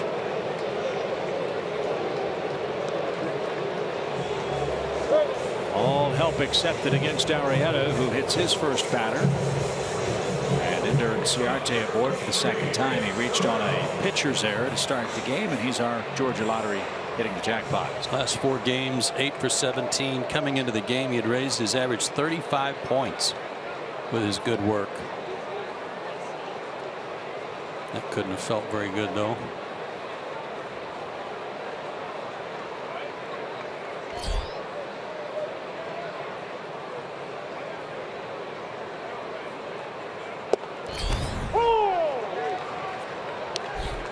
Nothing in 1 for d'Arnaud.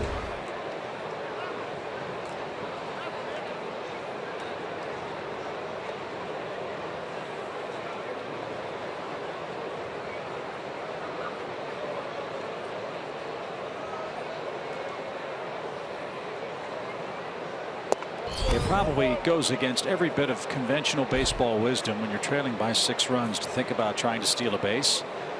But if you approach Jake Arrieta in a conventional manner as an offense, you're playing right into his hands. Yeah, if you start pulling your horns in and being ultra conservative, I think that's the wrong way to go. Because you know you're not going to put together any 5-hit inning. Which you don't expect to. No movement from Ciarte as that one's popped out of play. 1 ball, 2 strikes. And I don't want to use the term weakness. But if there is something that a team can try to exploit against Arrieta and this battery, it is the running game. No doubt.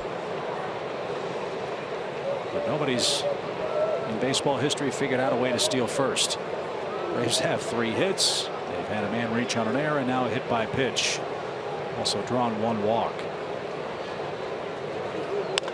And this one's popped up. Zobrist drifts out. He'll backpedal now. Hayward calls him off. Good communication. Good result for the Cubs. 2 outs.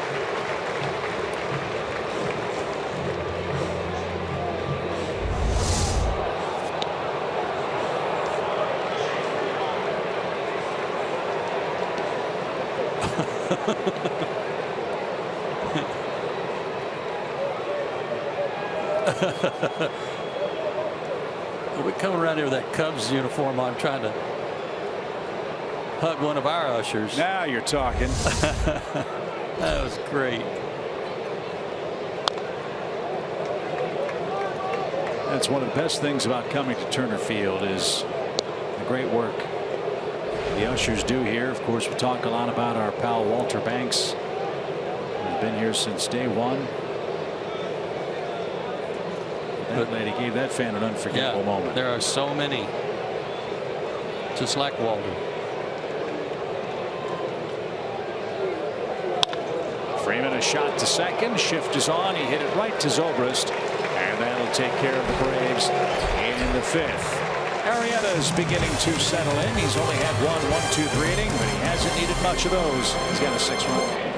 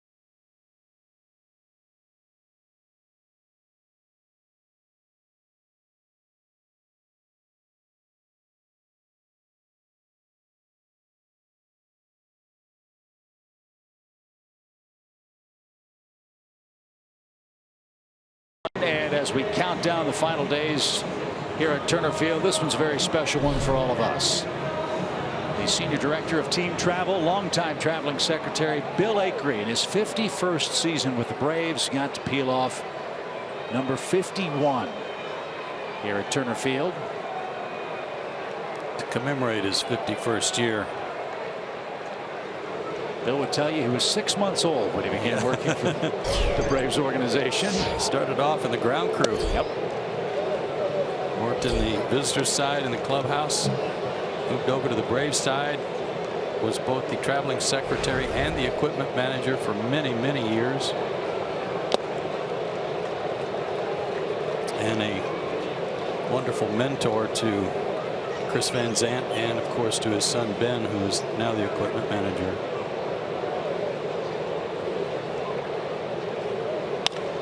There's a liner foul by Montero. If you want to talk about a walking Braves history encyclopedia, yeah, Bill Acree's your guy. Yeah. He's seen everybody come through that locker room. He was sitting next to Ted Turner the day he managed against the Pittsburgh Pirates. He was here for the Joe Torre years. This one's hit towards second. Nice play by Peterson. Low throw, but that takes care of Montero. He's here for both Bobby Cox regimes. He's a Brave. He's a Brave, an Atlanta Brave, through and through.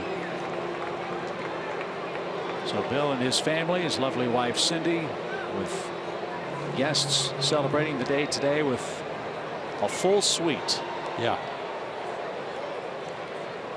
And a wonderful gesture by the Braves organization to welcome Bill and his gang. They had a wonderful ceremony for him, private reception at the ballpark about 4 weeks ago. That was just wonderful. So congratulations, Bill. Many happy returns. Great to see you here at the ballpark. Now get us some runs, will you? Yeah.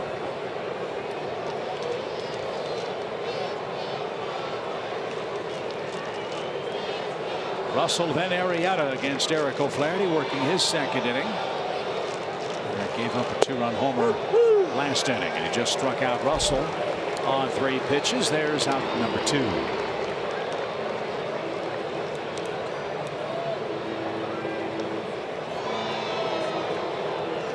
Arrieta's a pretty good hitting pitcher. He has the bunt single today as he was trying to put down a sacrifice bunt, but came in hitting .231 with a homer, a double, and 5 RBIs.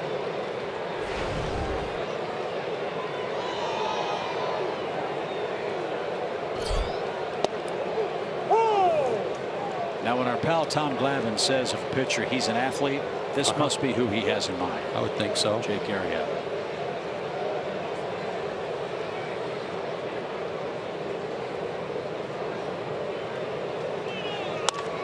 And a line drive to right. On cue. Yep. Like one of those little league days that Tommy's talked about. Pitch a 3-hitter, get a couple of hits, and let the rest of your offense do the bulk of the work. Got to treat him like a hitter.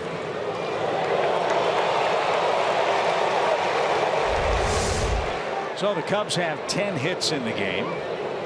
Arrieta has 2 of them. Braves a run on 3 hits.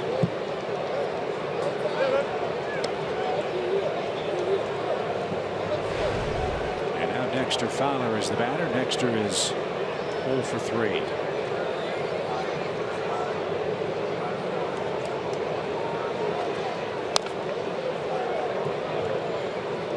So it's the third 2-hit game for Jake Arrieta.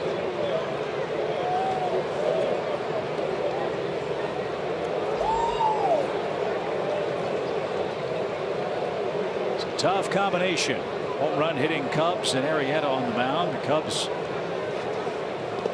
have an incredible streak going. They have won 57 consecutive games when they have a lead of 5 runs or more.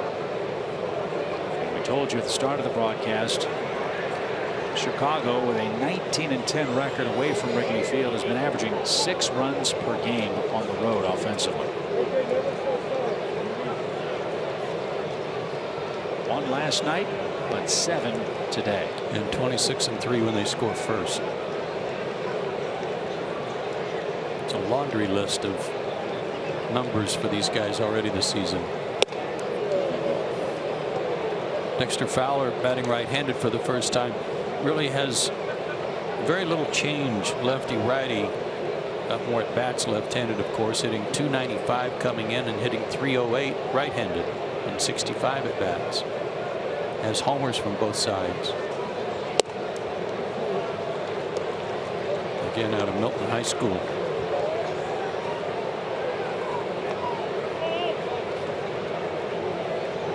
Last year, the Cubs won 97 games. Beat the Pirates 4-0 in the wild card game. Maybe the little springboard series for them. They beat the Cardinals in the National League Division Series 3-1. Mets then knocked them off in the NLCS. Looked like the Cubs were just out of gas by the time that series started. And Arrieta didn't pitch until I think the 3rd game, because he had pitched that play-in game with the Pirates. And I agree, once they got to the Mets, I think they were out of gas. I think that's where Arrieta hit the wall. That's hammered to center. Enciarte can't get it. It's over his head. Arrieta on his way to 3rd. He'll be waved around. Fowler stops at 2nd. The throw is terrible. And up the line, A.J. Przinsky corrals that. It's an RBI double for Dexter Fowler, and the Cubs have scored 8 runs today. Isn't that what and that is season average of support? 8 runs. We've seen Ender a couple of times in this series, Joe. See the ball zoom over his head. Maybe he needs to play a step or 2 deeper. And another pitch.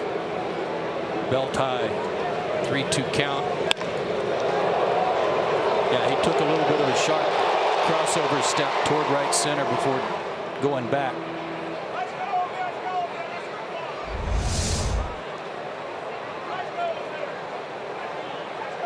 So a single and a double with 2 outs. Jason Hayward, 2 hits, 2 runs. One of those hits, a long homer. That's 28 RBIs for Fowler out of the leadoff spot.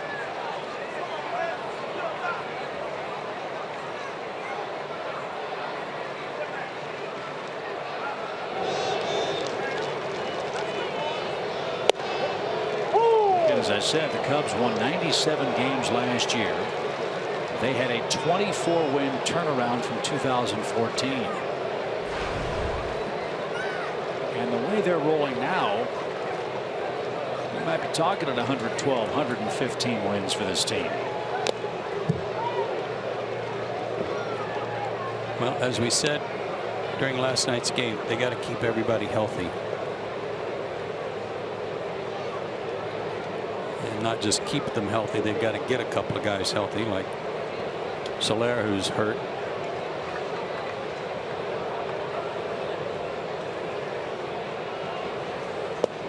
Strike 3. Hayward is retired, and that takes care of Chicago in the 6th. They keep on pouring it on. Dexter Fowler with his 28th RBI makes it 8-1.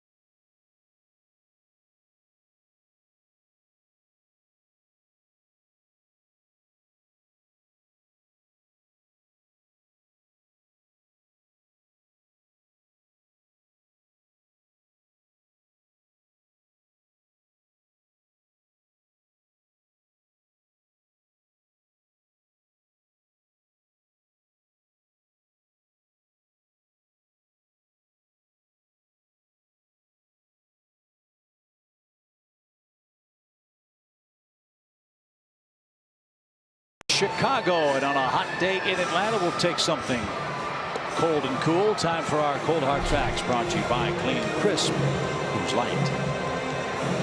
And it is Chicago and this road juggernaut for Joe Madden. Yeah, they were right at 6 runs a game until last night. Almost 5 runs at home. 19-10 for the season, and they so far on the year, not counting today's game, 10-3 against the National League East, including a 4-game sweep over the Washington Nationals. Ooh, where'd that come from? That was an interesting series too, because it was a matchup of Joe Madden and Dusty Baker, the former Cubs skipper, who was in his first season with Washington. If we recall, in that 4-game sweep, the Cubs walked Bryce Harper 13 times in those 4 games, and that really took Harper out of the month of May. He was not the same hitter as a result, and that really chafed Dusty Baker. But Joe Madden said, look, I'm managing my team, and I'm managing in a way that I am giving my club the best chance to win. You can't get mad at that. You can be upset that your hitter's not getting to swing the bat, but you have the same option if you want to walk Bryant or Rizzo 13 times. It's up to you. Right. And the point I'm trying to make is that in his short time as the manager of the Chicago Cubs, I meant to ask Joe this before the game. I'll try to get an answer tomorrow.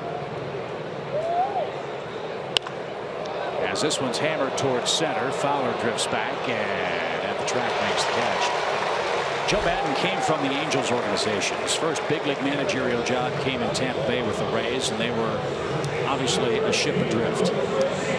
He came to the Chicago Cubs with all this young talent that was just about ready to get to the major leagues. I want to ask Joe Madden if he was charged with creating a culture or altering a culture. And maybe that's a semantic difference, but I think that would be a fascinating answer. And the reason I ask that is going back to last year.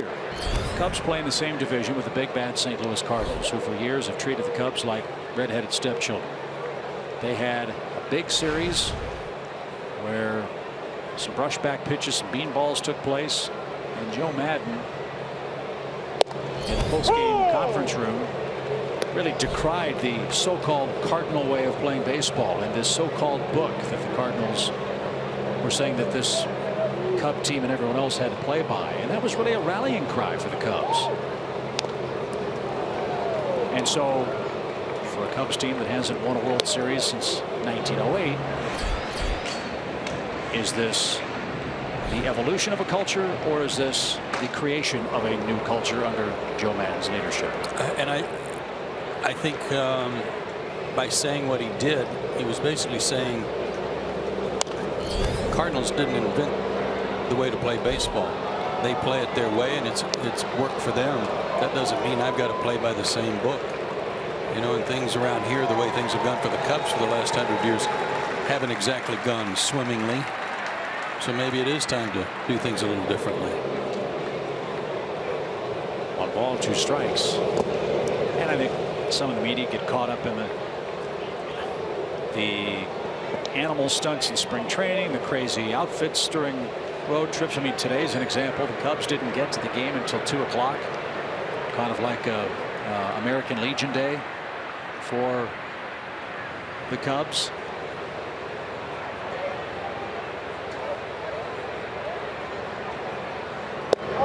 And all that stuff is fine and good. Got to have good players, and they got them in spades. They got a bunch of them.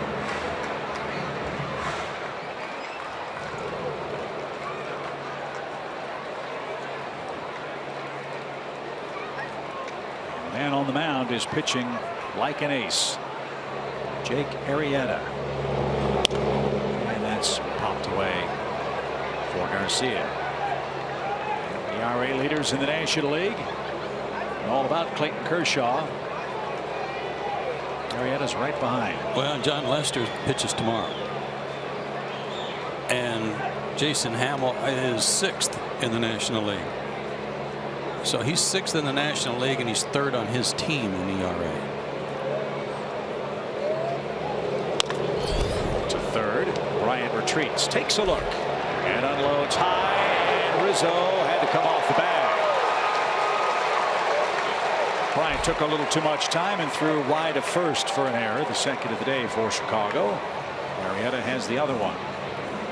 Good hustle by Adonis, too.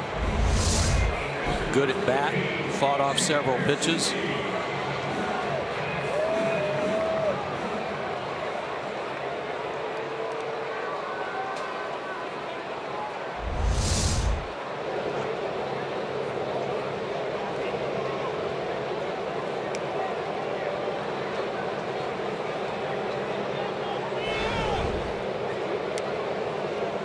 A.J. Brzezinski's the batter. He's 0 for 2.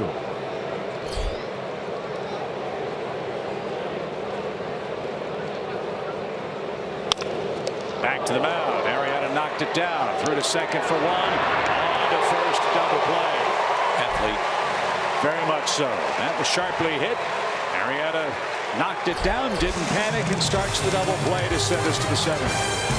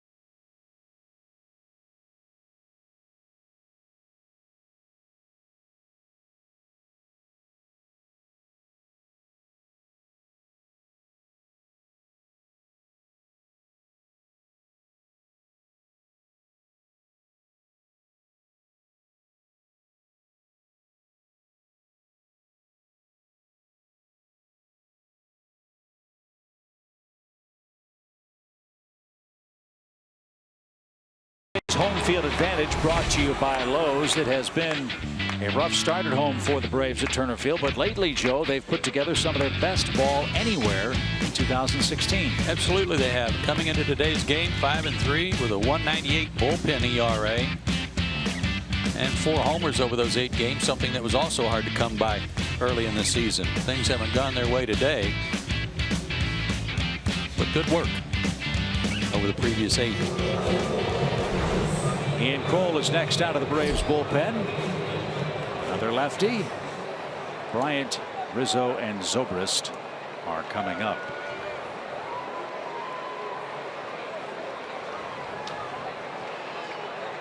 Ian's been a nice addition. Came from the Tigers for Cameron Maybin. Ian's best work has come against lefties. They have 3 singles and 20 at bats.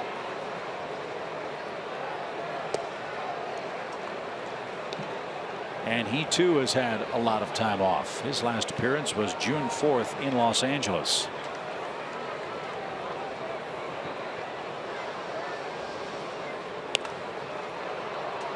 Bryant pops it up and out of play. 2 balls and a strike.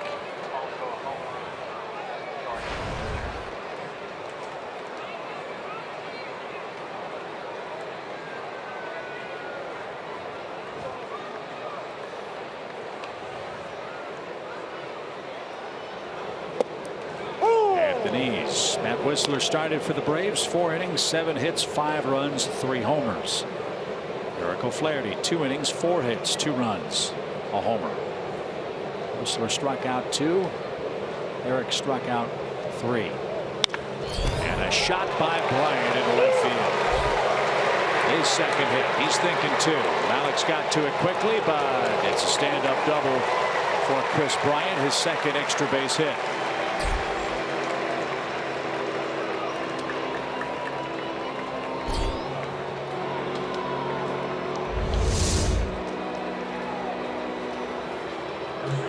Fastball down at the knees. He just dropped the barrel on it, whistled it through the infield. I'll tell you where Ian Kroll is concerned, Chip, he needed some rest. Prior to today, or prior to his last outing, which was on the 4th, he'd gone 8 out of 11 days pitching.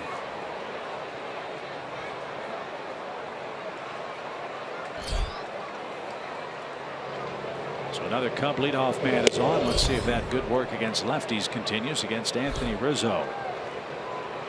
His 4th inning home run extended his hitting streak to 8 games. Rizzo now 12 for his last 30.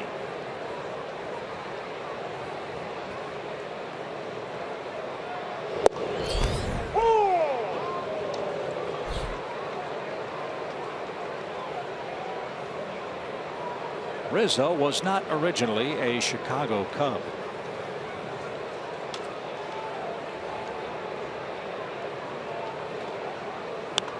As this one's popped back toward us. And a fan from McDonough, Georgia, makes the catch. The Boston Red Sox originally signed Anthony Rizzo, 6th round pick in 2007. He was traded to the Padres with Casey Kelly for Adrian Gonzalez. Then the Cubs acquired him with Zach Cates for Andrew Kashner and an outfielder named Kyung Min Na. Rizzo didn't play well in San Diego. He didn't. We saw him early in his San Diego days, and in 49 games he only hit 141 in 2011. Really struggled, got sent back to AAA, but he has found it in Chicago.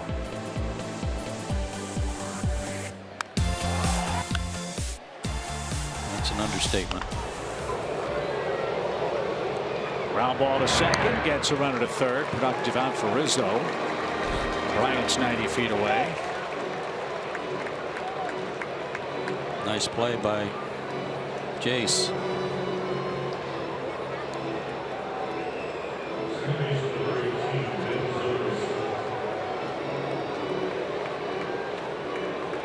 The other part of Rizzo's story is pretty remarkable. In 2008, he was diagnosed with limited state classical Hodgkin's lymphoma. And he beat that. He started the Anthony Rizzo Family Foundation to help raise money for cancer research. He has multiple fundraisers in his hometown of Parkland, Florida. And as we saw with that great story from last night's game with that youngster who beat cancer of the eye. Rizzo's always there with the Cubs and their community efforts to lend a helping hand and a word or two of encouragement, and he backs it up with his pocketbook too. I mean, you talk about a class act, he is one.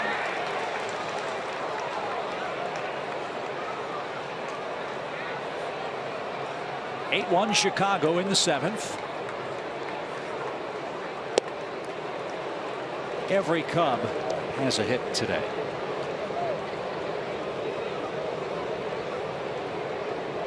Including Jake Arrieta, who's got 2 of them.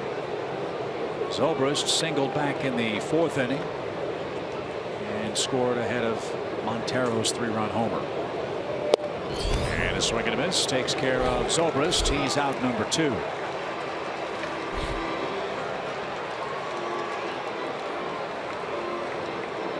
The Braves and Fox Sports South are asking fans to nominate and share stories of people who are going above and beyond to inspire those around them during Community Heroes Week, August 16th through 19th. Each day a different honoree will receive a special VIP experience. Go to Braves.com/inspire to nominate that inspirational person.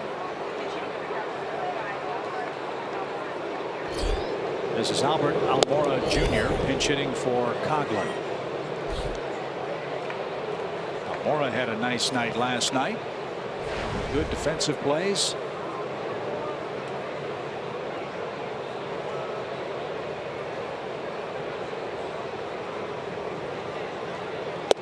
Swing and a miss. 6th overall pick in the 2012 draft out of Modern Academy Charter High School in Hialeah Gardens, Florida.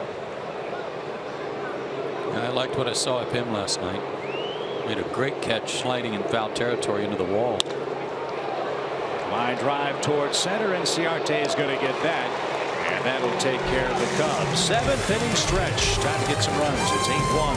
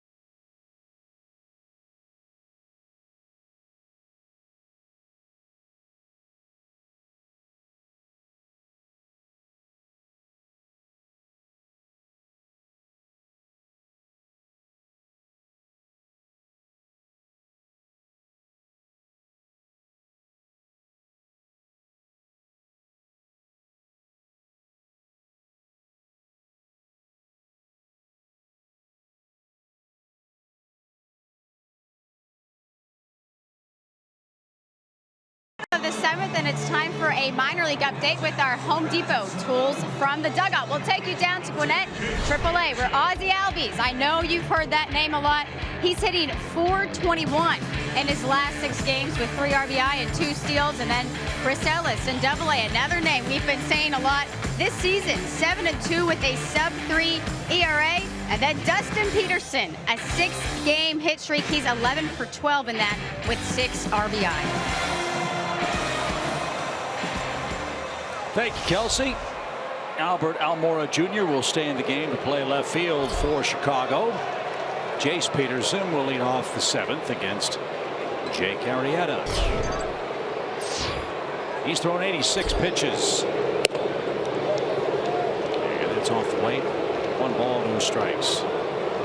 Chris Ellis might not be in Mississippi much longer while he's pitching.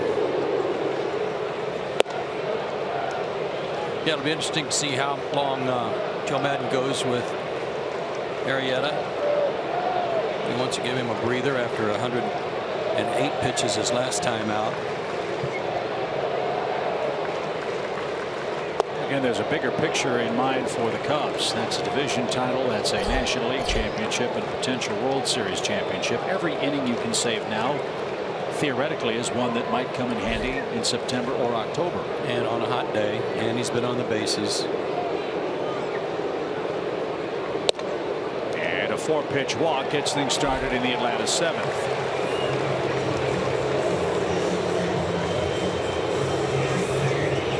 Daniel Castro grabs a bat. He'll pinch hit for Ian Kroll.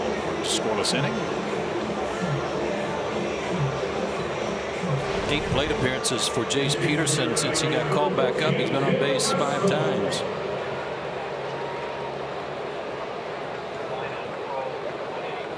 Seven plate appearances. 2 walks, a hit by pitch, and a couple of hits. Good return. If you can hit, you're going to play, I would assume.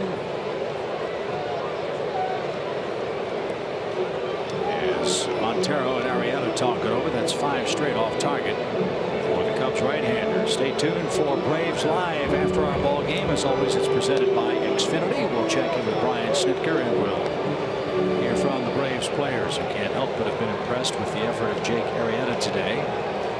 That and the Cub offense, the story. Chicago's hit 4 homers. They've racked up 12 hits.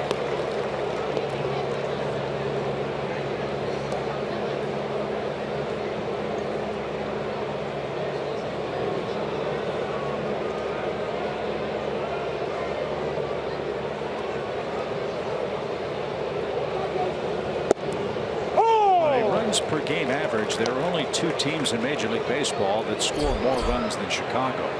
Believe it or not, the Cardinals, which 5.52 runs. The Boston Red Sox at 5.83 runs per game. The biggest difference, though, is the run differential between the Cubs and everybody else. Including today's 7-run difference, the Cubs have outscored their opponents by 152 runs. The Red Sox have the 2nd highest run differential. They've outscored opposition teams by 77 runs. Yeah, it's been a wipeout.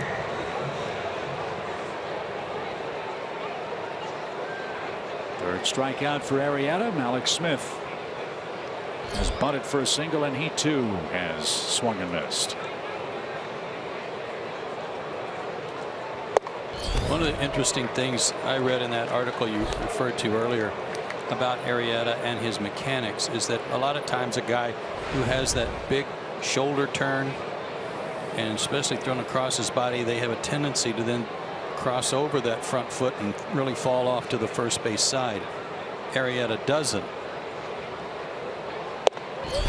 And one of the things that Chris Bosio worked with him on when he got to Chicago was keeping his head still, keeping his head directed to home plate, so that when he did follow through, he was squaring up and in a better defensive position. And that one little tip kept him from really just falling all over to the first base side. Bouncing ball to second. They'll have to hurry. There's 1, there's 2. What a turn by Russell. But I think the throw might have pulled him off the bag. Yep, the throw did pull Russell off the bag, or he never touched the bag. And the Cubs are wondering what's up with that. It's a 4-6-3 out at first with Jace Peterson safe at second. Well, last night we had a similar type play, and it looked like Russell kicked the bag on the way by. I couldn't tell from that angle if he grazed it with his foot or not.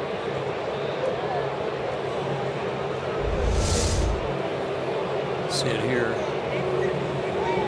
No, he missed it altogether. That was pretty obvious. Yeah. I don't mind that kind of call on that kind of play. It's the one where the naked eye really can't tell that drives me crazy. So 2 outs. Peterson at second. Top of the order, Inciarte bats.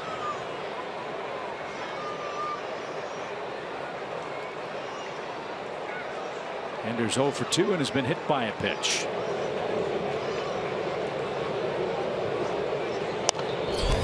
And out of play, Steve, right one. It has, as has been the case so often lately for Ender, really aggressive on that first pitch. Well, it's good to see him coming around. He has a 4-game hitting streak. It's on the line in this at bat, perhaps. Yeah, again, a 35-point bump in his batting average over this good stretch.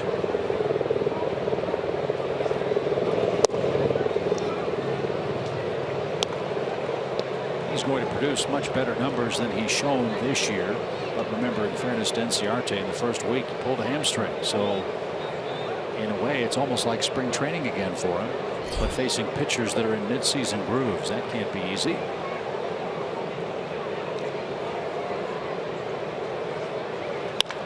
And a fly ball headed for right center. Hayward got a great jump. It's tailing away from him, and he can't get it. That's up against the fence. Inciarte's around second, and he's going to fly into third with a 2-out triple.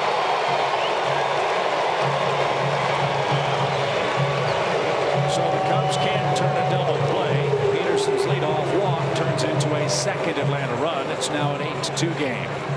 And Inciarte keeps his hitting streak alive. Well, he put a charge in this. Short, simple, quick swing, split the gap, one hop the wall. You got to hit one like that to get it between Hayward and Fowler.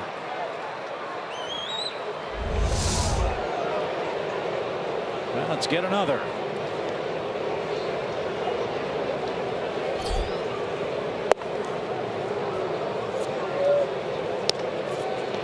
Bender's a good player. Third triple of the year. Done a lot of good things at the top of the order.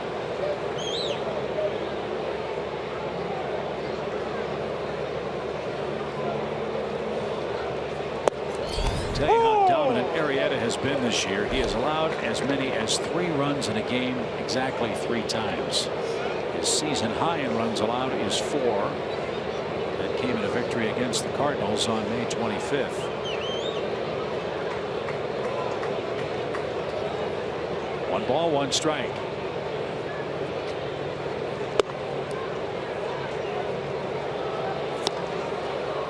Well, as poorly as he pitched by Jake Arrieta standards in his last time out, 9 hits, 3 runs in 5 innings. He got beat 3-2. I know he didn't complain about a lack of run support, but right. Line foul. That's whistled into the seats. That was 96 and turned on. But isn't it funny what your eyes tell you that numbers can't? You know who the best players are. You can see who has the look of an ace on the mound. Arrieta, if you pardon the pun, is Exhibit A. 2 balls, 2 strikes. And a grounder to short. Russell got the friendly hop and threw a bullet to first.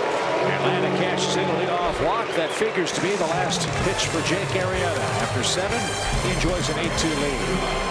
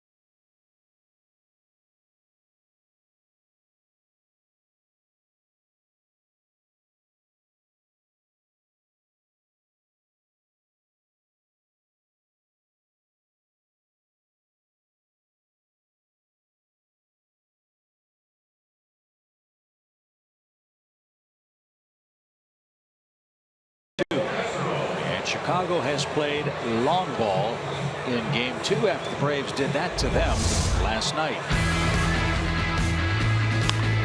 And it started in the first inning with Jason Hayward's drive into the right field seats. Rizzo followed with a solo shot leading off the 4th. That made it 2-0. But this was the big blow. 3-run homer in the same inning by Miguel Montero. Chris Bryant's also laced one into the left field seats off Eric O'Flaherty. 4 homers. And a couple of changes for Atlanta as Daniel Castro will stay in the game. He'll play shortstop. And Alexio Gondo is on to pitch. He's slotted in the 2nd spot on the lineup card. Gondo, the 3rd reliever and 4th Brave pitcher to work against Chicago today. The main villain, Montero.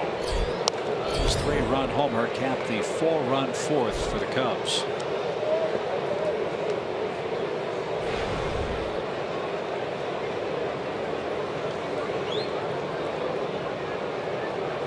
Ogando's last work also was at Los Angeles. An inning, 2 hits, 3 runs. That was the second straight game he had given up runs, so he needed a rest too.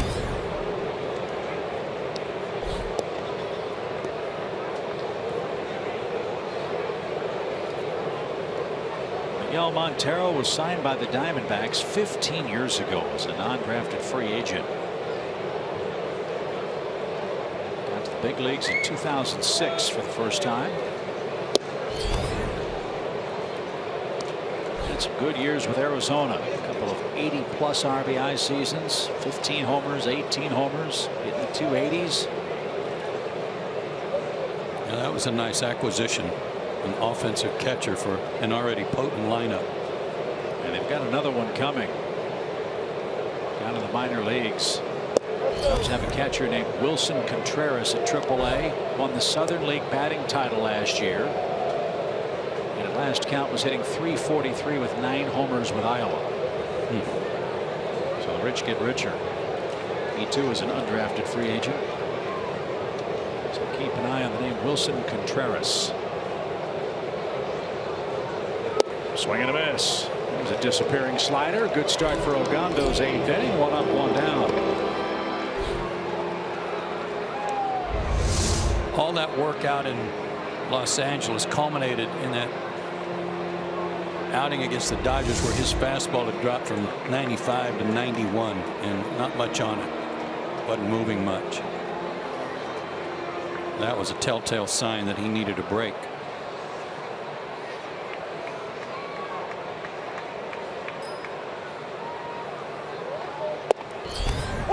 Well, if there is a break for the hitters today, and there haven't been many for Atlanta, only now are we really seeing those shadows that we were so worried about creeping across the diamond.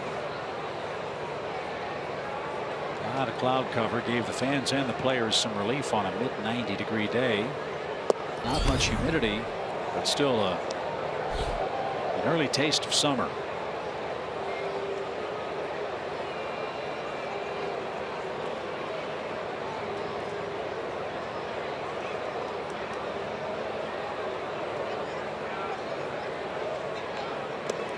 I would say there hasn't been any sign also of that big strike zone of Ron Culpas that we were going to keep an eye on today.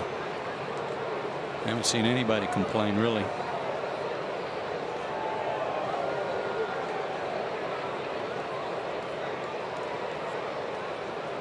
Two balls, 1 strike. And well outside. It's 3-1. Kelsey told us earlier that Washington beat the Phillies 8-0 was that final score. The Brewers are beating the Mets 5-3. That game's in the 7th. The Reds still lead Oakland 2-1 also in the 7th. 4-game series with the Reds begins in Atlanta on Monday night. Rockies lead San Diego 5-3. Later on tonight, Dodgers play the Giants. St. Louis is in Pittsburgh. Well, they had a wild game in Pittsburgh yesterday, didn't they? In 12 innings, the Cardinals beat the Pirates 9-3. As this one's driven towards center. Inciarte going back, still going to the track. And also flies out. 2 men are out. Big blow in that Cardinal Pirate game was Adam Wainwright, a pinch hit double in the 12th that got the 6-run rally started. That may be his second pinch hit of the year. I think you're right. I believe Kelly Johnson had a good night last night for the Mets in their extra inning win over Milwaukee too.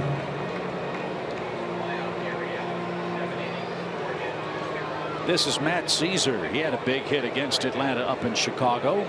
Braves split a 2-game series in that cold, misty, gray weather at Wrigley Field.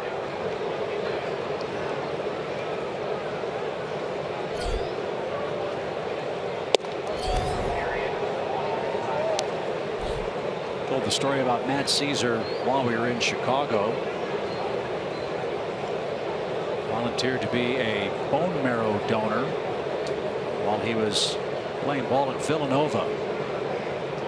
And the medication that was required for Caesar to be the donor cost him a full year. And his donor was a little girl in Russia who he had never met, but found out that she survived via the internet. My, how the world has changed. Amazing story. Bottom of the 8th, 8-2 Chicago.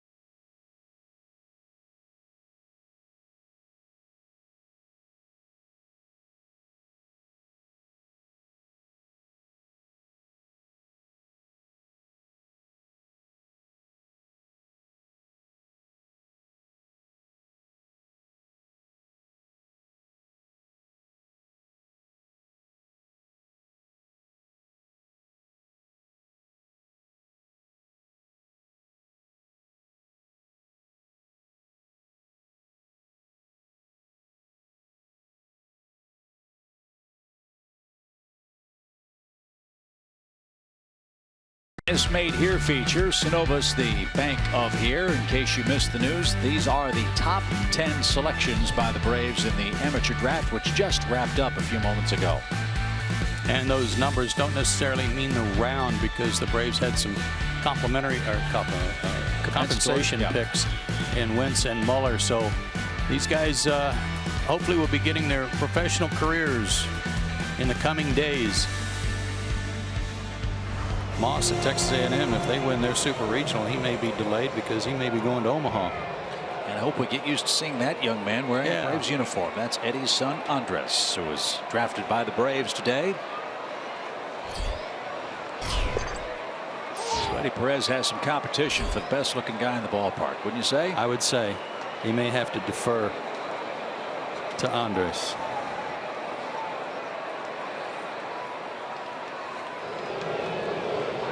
Freddie Freeman leads things off. It's Travis Wood back out there for Chicago. Arrieta went 7 innings, 2 walks, 3 strikeouts. He allowed 2 runs. And he proved Jack Morris to be wrong. For Jake Arrieta, I'll bet he's never lost with 8. Jack Morris always said, I've never lost with 10. Arrieta could probably make that same claim with his 8 that he gets on a regular basis. And that is tipped and caught. Freeman's down on strikes. And there's the first out of the 8th.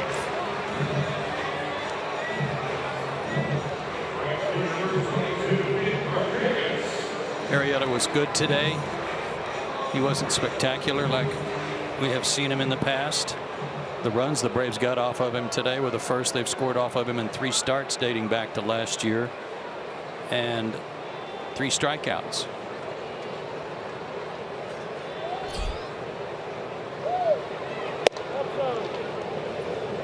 But he was really good.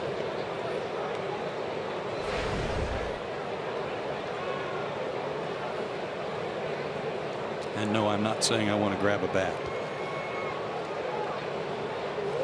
You guys could have a Pilates off. Something tells me that's probably not a good idea either.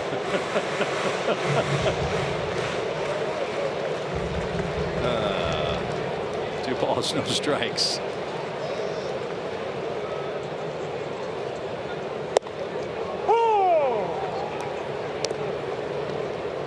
There's a Another Cub pitcher with the last name of Wood, who used to pitch somewhat like Jake Arrieta. Great Kerry Wood, who broke in the late 90s in Chicago. 20 strikeout game. He and Mark Pryor and Carlos Zambrano. He had a great game here in the playoffs. Yep. It'll be part of the Turner Field history.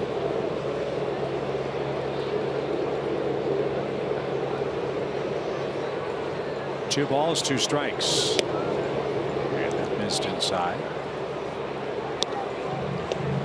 Mentioned Arrieta's no-hitters. His first no-hitter while with the Cubs was their first no-hitter since Carlos Zambrano threw one against the Astros at Miller Park.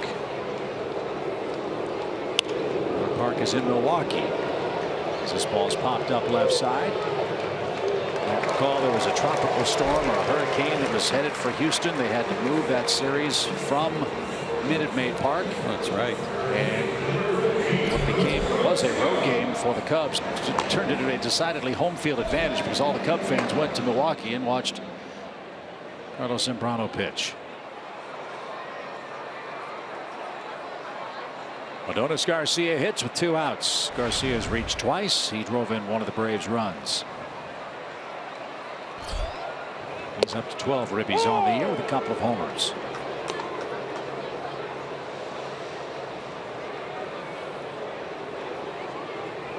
Gant versus Lester here tomorrow. Popped up. Rizzo right side. He's near the Braves dugout. Eddie Perez gets out of the way, and that'll take care of business. Wood with a 1-2-3. And we head to the 9th. Cubs in command.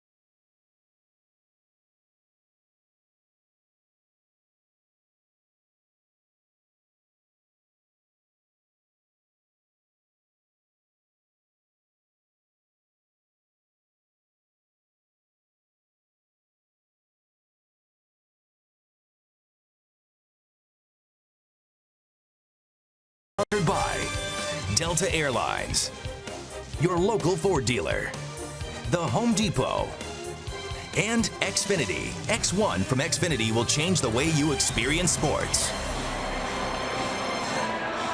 8-2 as we head to the 9th inning. Joe Simpson, Chip Carey with you from Turner Field. If you're one of the first 20,000 guests at the game on Thursday, June 23rd, you'll get a Nick Markakis bobblehead. Brought to you by Delta Airlines. Get your seats today online at Braves.com/tickets. 8 runs, 12 hits for Chicago. They've hit 4 homers. 2 runs, 4 hits for Atlanta. Whistler and Arrieta, the pitchers of record. Former Cub farmhand Hunter Cervenka is on to pitch for the 27th time. He's one of 3 lefties in the Braves bullpen, and Hunter's done nice work.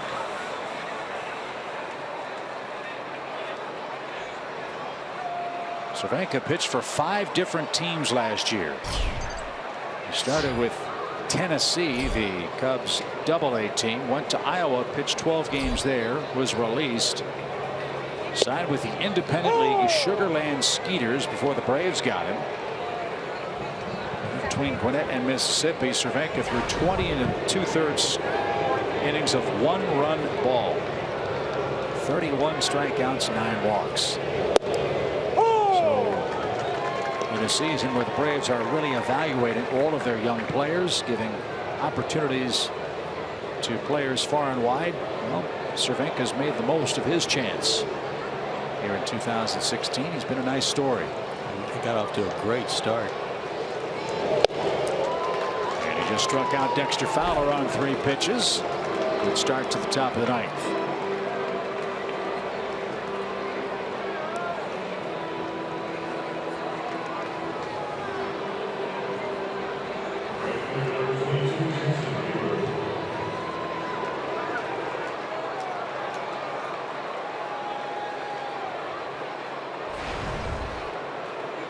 Jason Hayward, 2 hits, 2 strikeouts.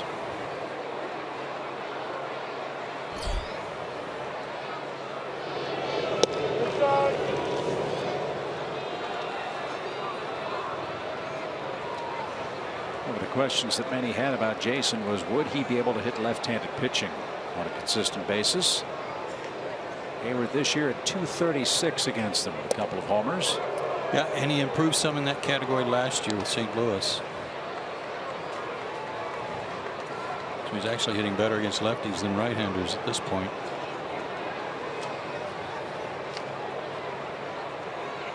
Jason's 0 for 1 against Hunter Cervenka. He was the only Cub to have faced him prior to the first at bat of this inning. He served that one foul, 2 balls and a strike.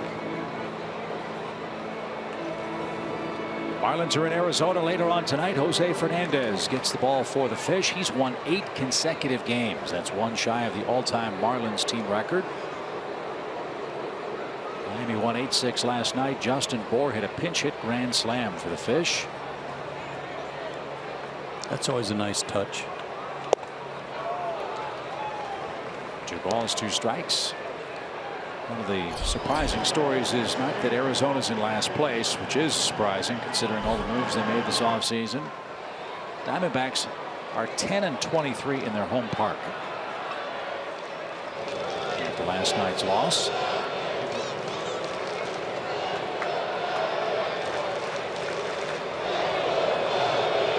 Two balls, 2 strikes. And that's fouled at the plate. D-backs did get some good news. Shelby Miller had an effective rehab start as he tries to come back from that finger issue that has caused him some problems this year. And again, Zach Godley, former Cub farmhand, will get the ball at Chase Field later on. 2 balls, 2 strikes. And now a full count.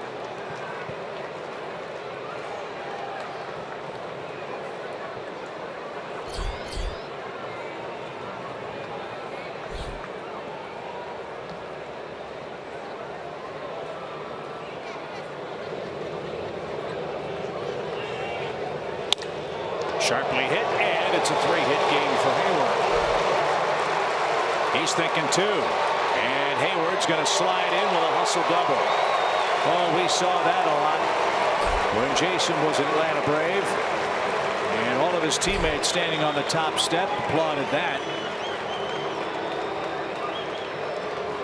Hayward always ran hard as a Brave. He does here as a Cub, and he's got a 3-hit game, his 9th double, to go along with a single and a home run.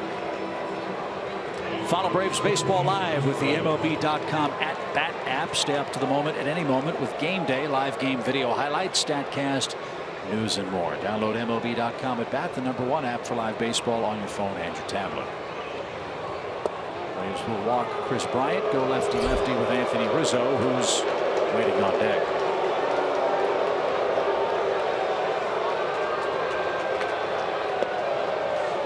One more note on Jason Hayward. I believe his brother Jacob was drafted today.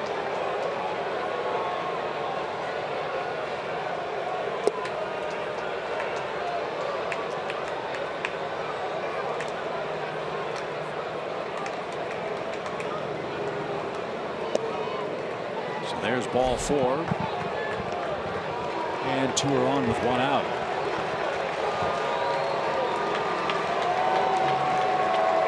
Anthony Rizzo. A fourth inning home run.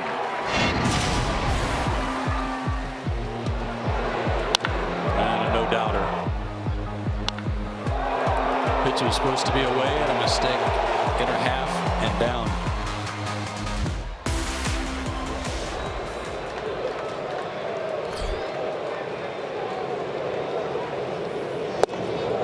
He was thinking about another long ball and didn't get it. Strike one.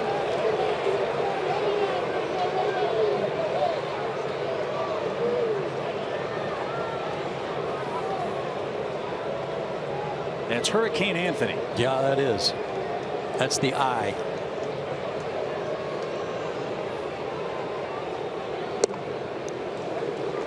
Always like to throw out our weather references for our pals at the Weather Channel here in Atlanta.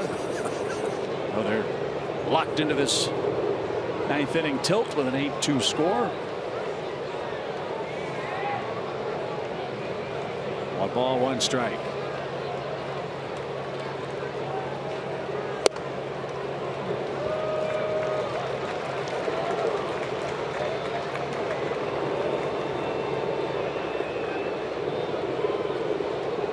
I was right. Yeah, Jason Hayward's brother Jacob was drafted by the Giants.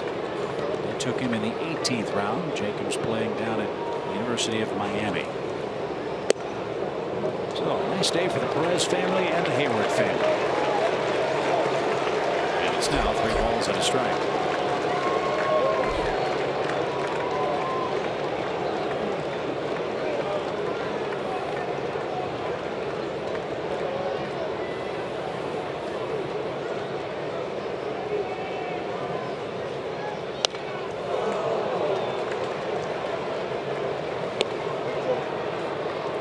Love it when you tell fans the story of how you found out you were drafted. Times have changed now with social media and a little bit all that stuff. How long did it take before you found out? A little longer than it would have taken if had it been on MLB Network back in 1970. 2 weeks. Swing and a miss. What, they delivered the notice by Pony Express or something? What happened? I don't know. The scout said, well, we had some other guys we had to talk to first. Oh. 14th round pick, and I walked into the ballpark for an American Legion game, and the scout came up to me and said, what'd you think of the draft? And I said, I didn't think much of it. He goes, well, why not? We drafted you. I said, you did? 2 weeks later. That was the Washington Senators that I referred to earlier. That's why it was on your mind with, I guess, yeah, the draft. And Zobrist bats, 2 on and 2 out now. I was headed to Geneva, New York, the New York Penn League, but instead decided to stay in Norman, Oklahoma and play college ball.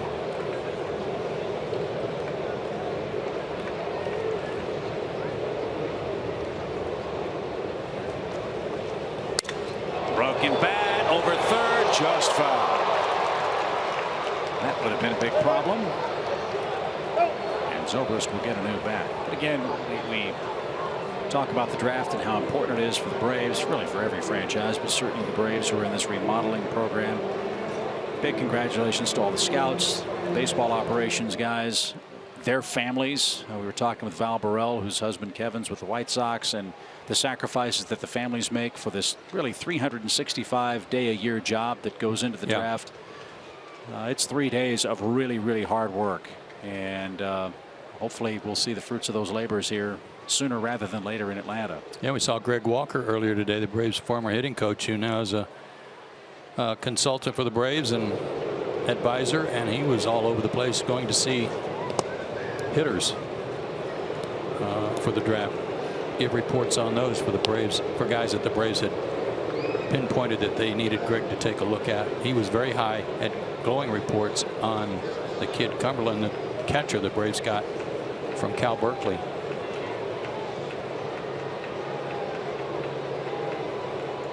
So we'll have the full list of draftees later on today. As that one swung on and missed. Now, I want to say the difficult job, but the business side of the job takes place. The guy that you've drafted, you see how many of them you can sign and get started in their professional lifestyle. I think at the top of the draft, you've got a pretty good idea already going in when you take those guys as to their signability and what it would take.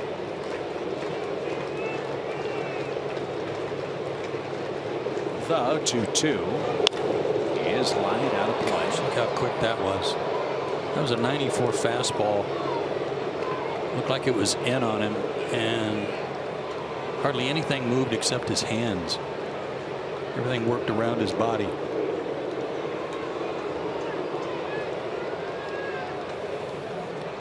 Out of Las Vegas, he was Little League All-Star mates with Aaron Blair. Went to San Diego University. Sound familiar? 2 balls, 2 strikes. Everybody's bullish on a Torero, Joe. You should know that by now.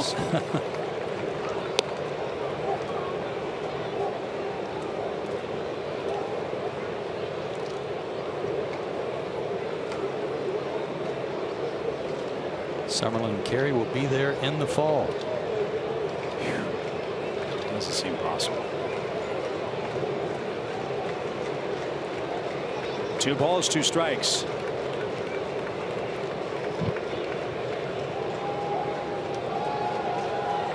Swing and a miss. Cervenka takes care of the Cubs in the 9th. Last call for Atlanta in Game 2 next.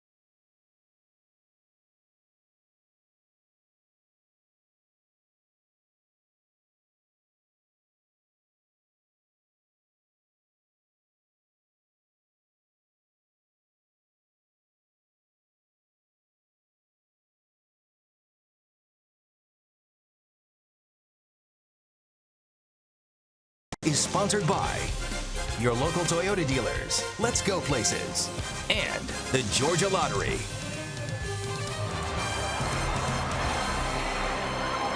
Flow Ride is coming to Turner Field Saturday, June 25th for a free post-game concert, part of the Coca-Cola and Delta Airlines Summer Concert Series. You won't want to miss it. Go to Braves.com and get your tickets today. 8-2 is your score. Cubs need 3 outs to even up this series, and a game apiece. Former Brave Trevor Cahill is on to pitch. What a find he turned out to be, Joe, for the Cubs the last month of the season. What a turnaround he had in his season after starting his year with the Braves. He wasn't getting many people out. He went over there, they put him in the bullpen, and he started finding that sinker, and it worked great. Remember, Cahill started with the Braves 3 times. He pitched in 15 games, 22 earned runs in 26 1/3 innings. Then the Braves moved him for Josh Elander. He was given his unconditional release, signed a minor league contract with the Dodgers, was released in mid-August. The Cubs signed him 4 days later, and Cahill gave up 4 runs in 17 innings for Chicago.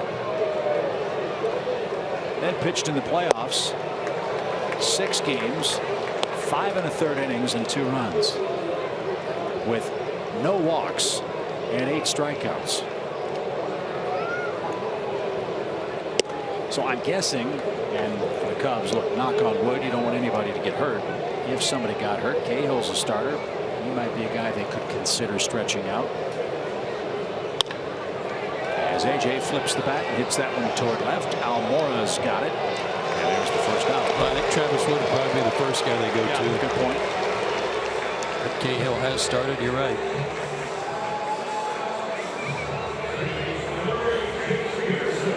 Lester and Gant tomorrow.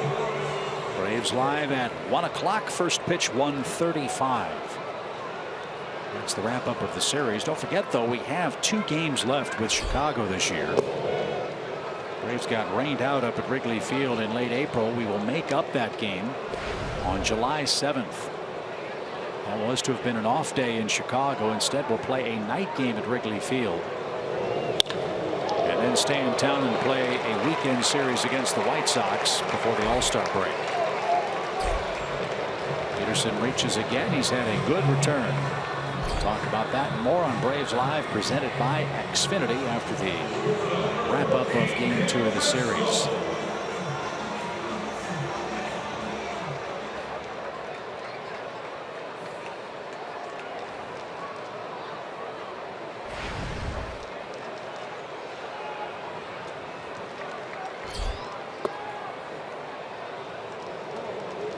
Yeah, this is just what Chase Peterson needed, was to come back and get on base a lot, get some hits, and get the confidence back.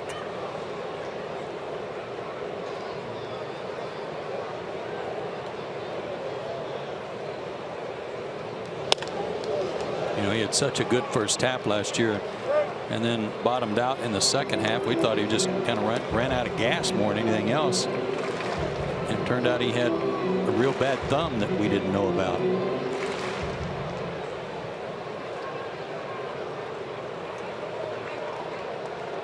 1 ball, 1 strike. Bouncing ball left side. Bryant can't corral that. It's off his glove. So it hasn't been a perfect day for the Cubs by any stretch. That is their 3rd error today, and the 2nd by Chris Bryant. I think he'd only made 5 all year. He'd only made 4. 2 today, 1 with the glove, 1 with the arm.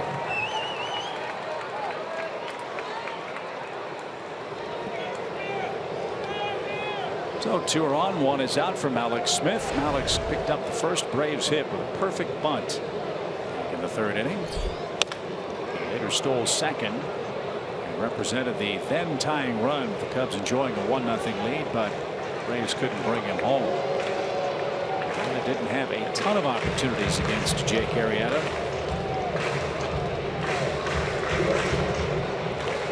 They've left 3 men in scoring position to this point. They've got 1 in scoring position here in the 9th.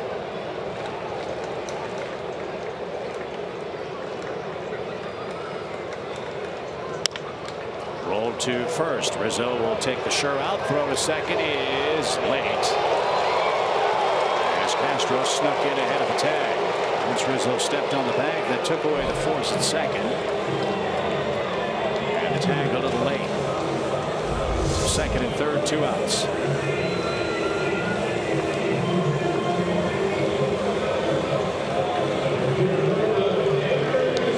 John Schultz and Andrew Jones are going into the Braves Hall of Fame on Friday, August 19th. Hope you'll get tickets for the luncheon before they're all gone. All guests are guaranteed to sit with a current or former Braves player, coach, alumnus, or Hall of Famer. Call 404-614-2310 for more information. All the Cubs in town, all the Cubs fans in town are on their feet. And a bouncing ball to first. And the white flag will be raised at Park and Addison, and here in Atlanta, as they beat the Braves by a final score of 8-2. Jake Arrieta was very, very good. He wasn't great, but he didn't have to be, not with 4 homers as part of an 8-run, 13-hit Chicago offensive ball game. Matt Whistler suffers the loss. He's now 2-7. We'll recap it for you from Atlanta on a hot day at Turner Field after this.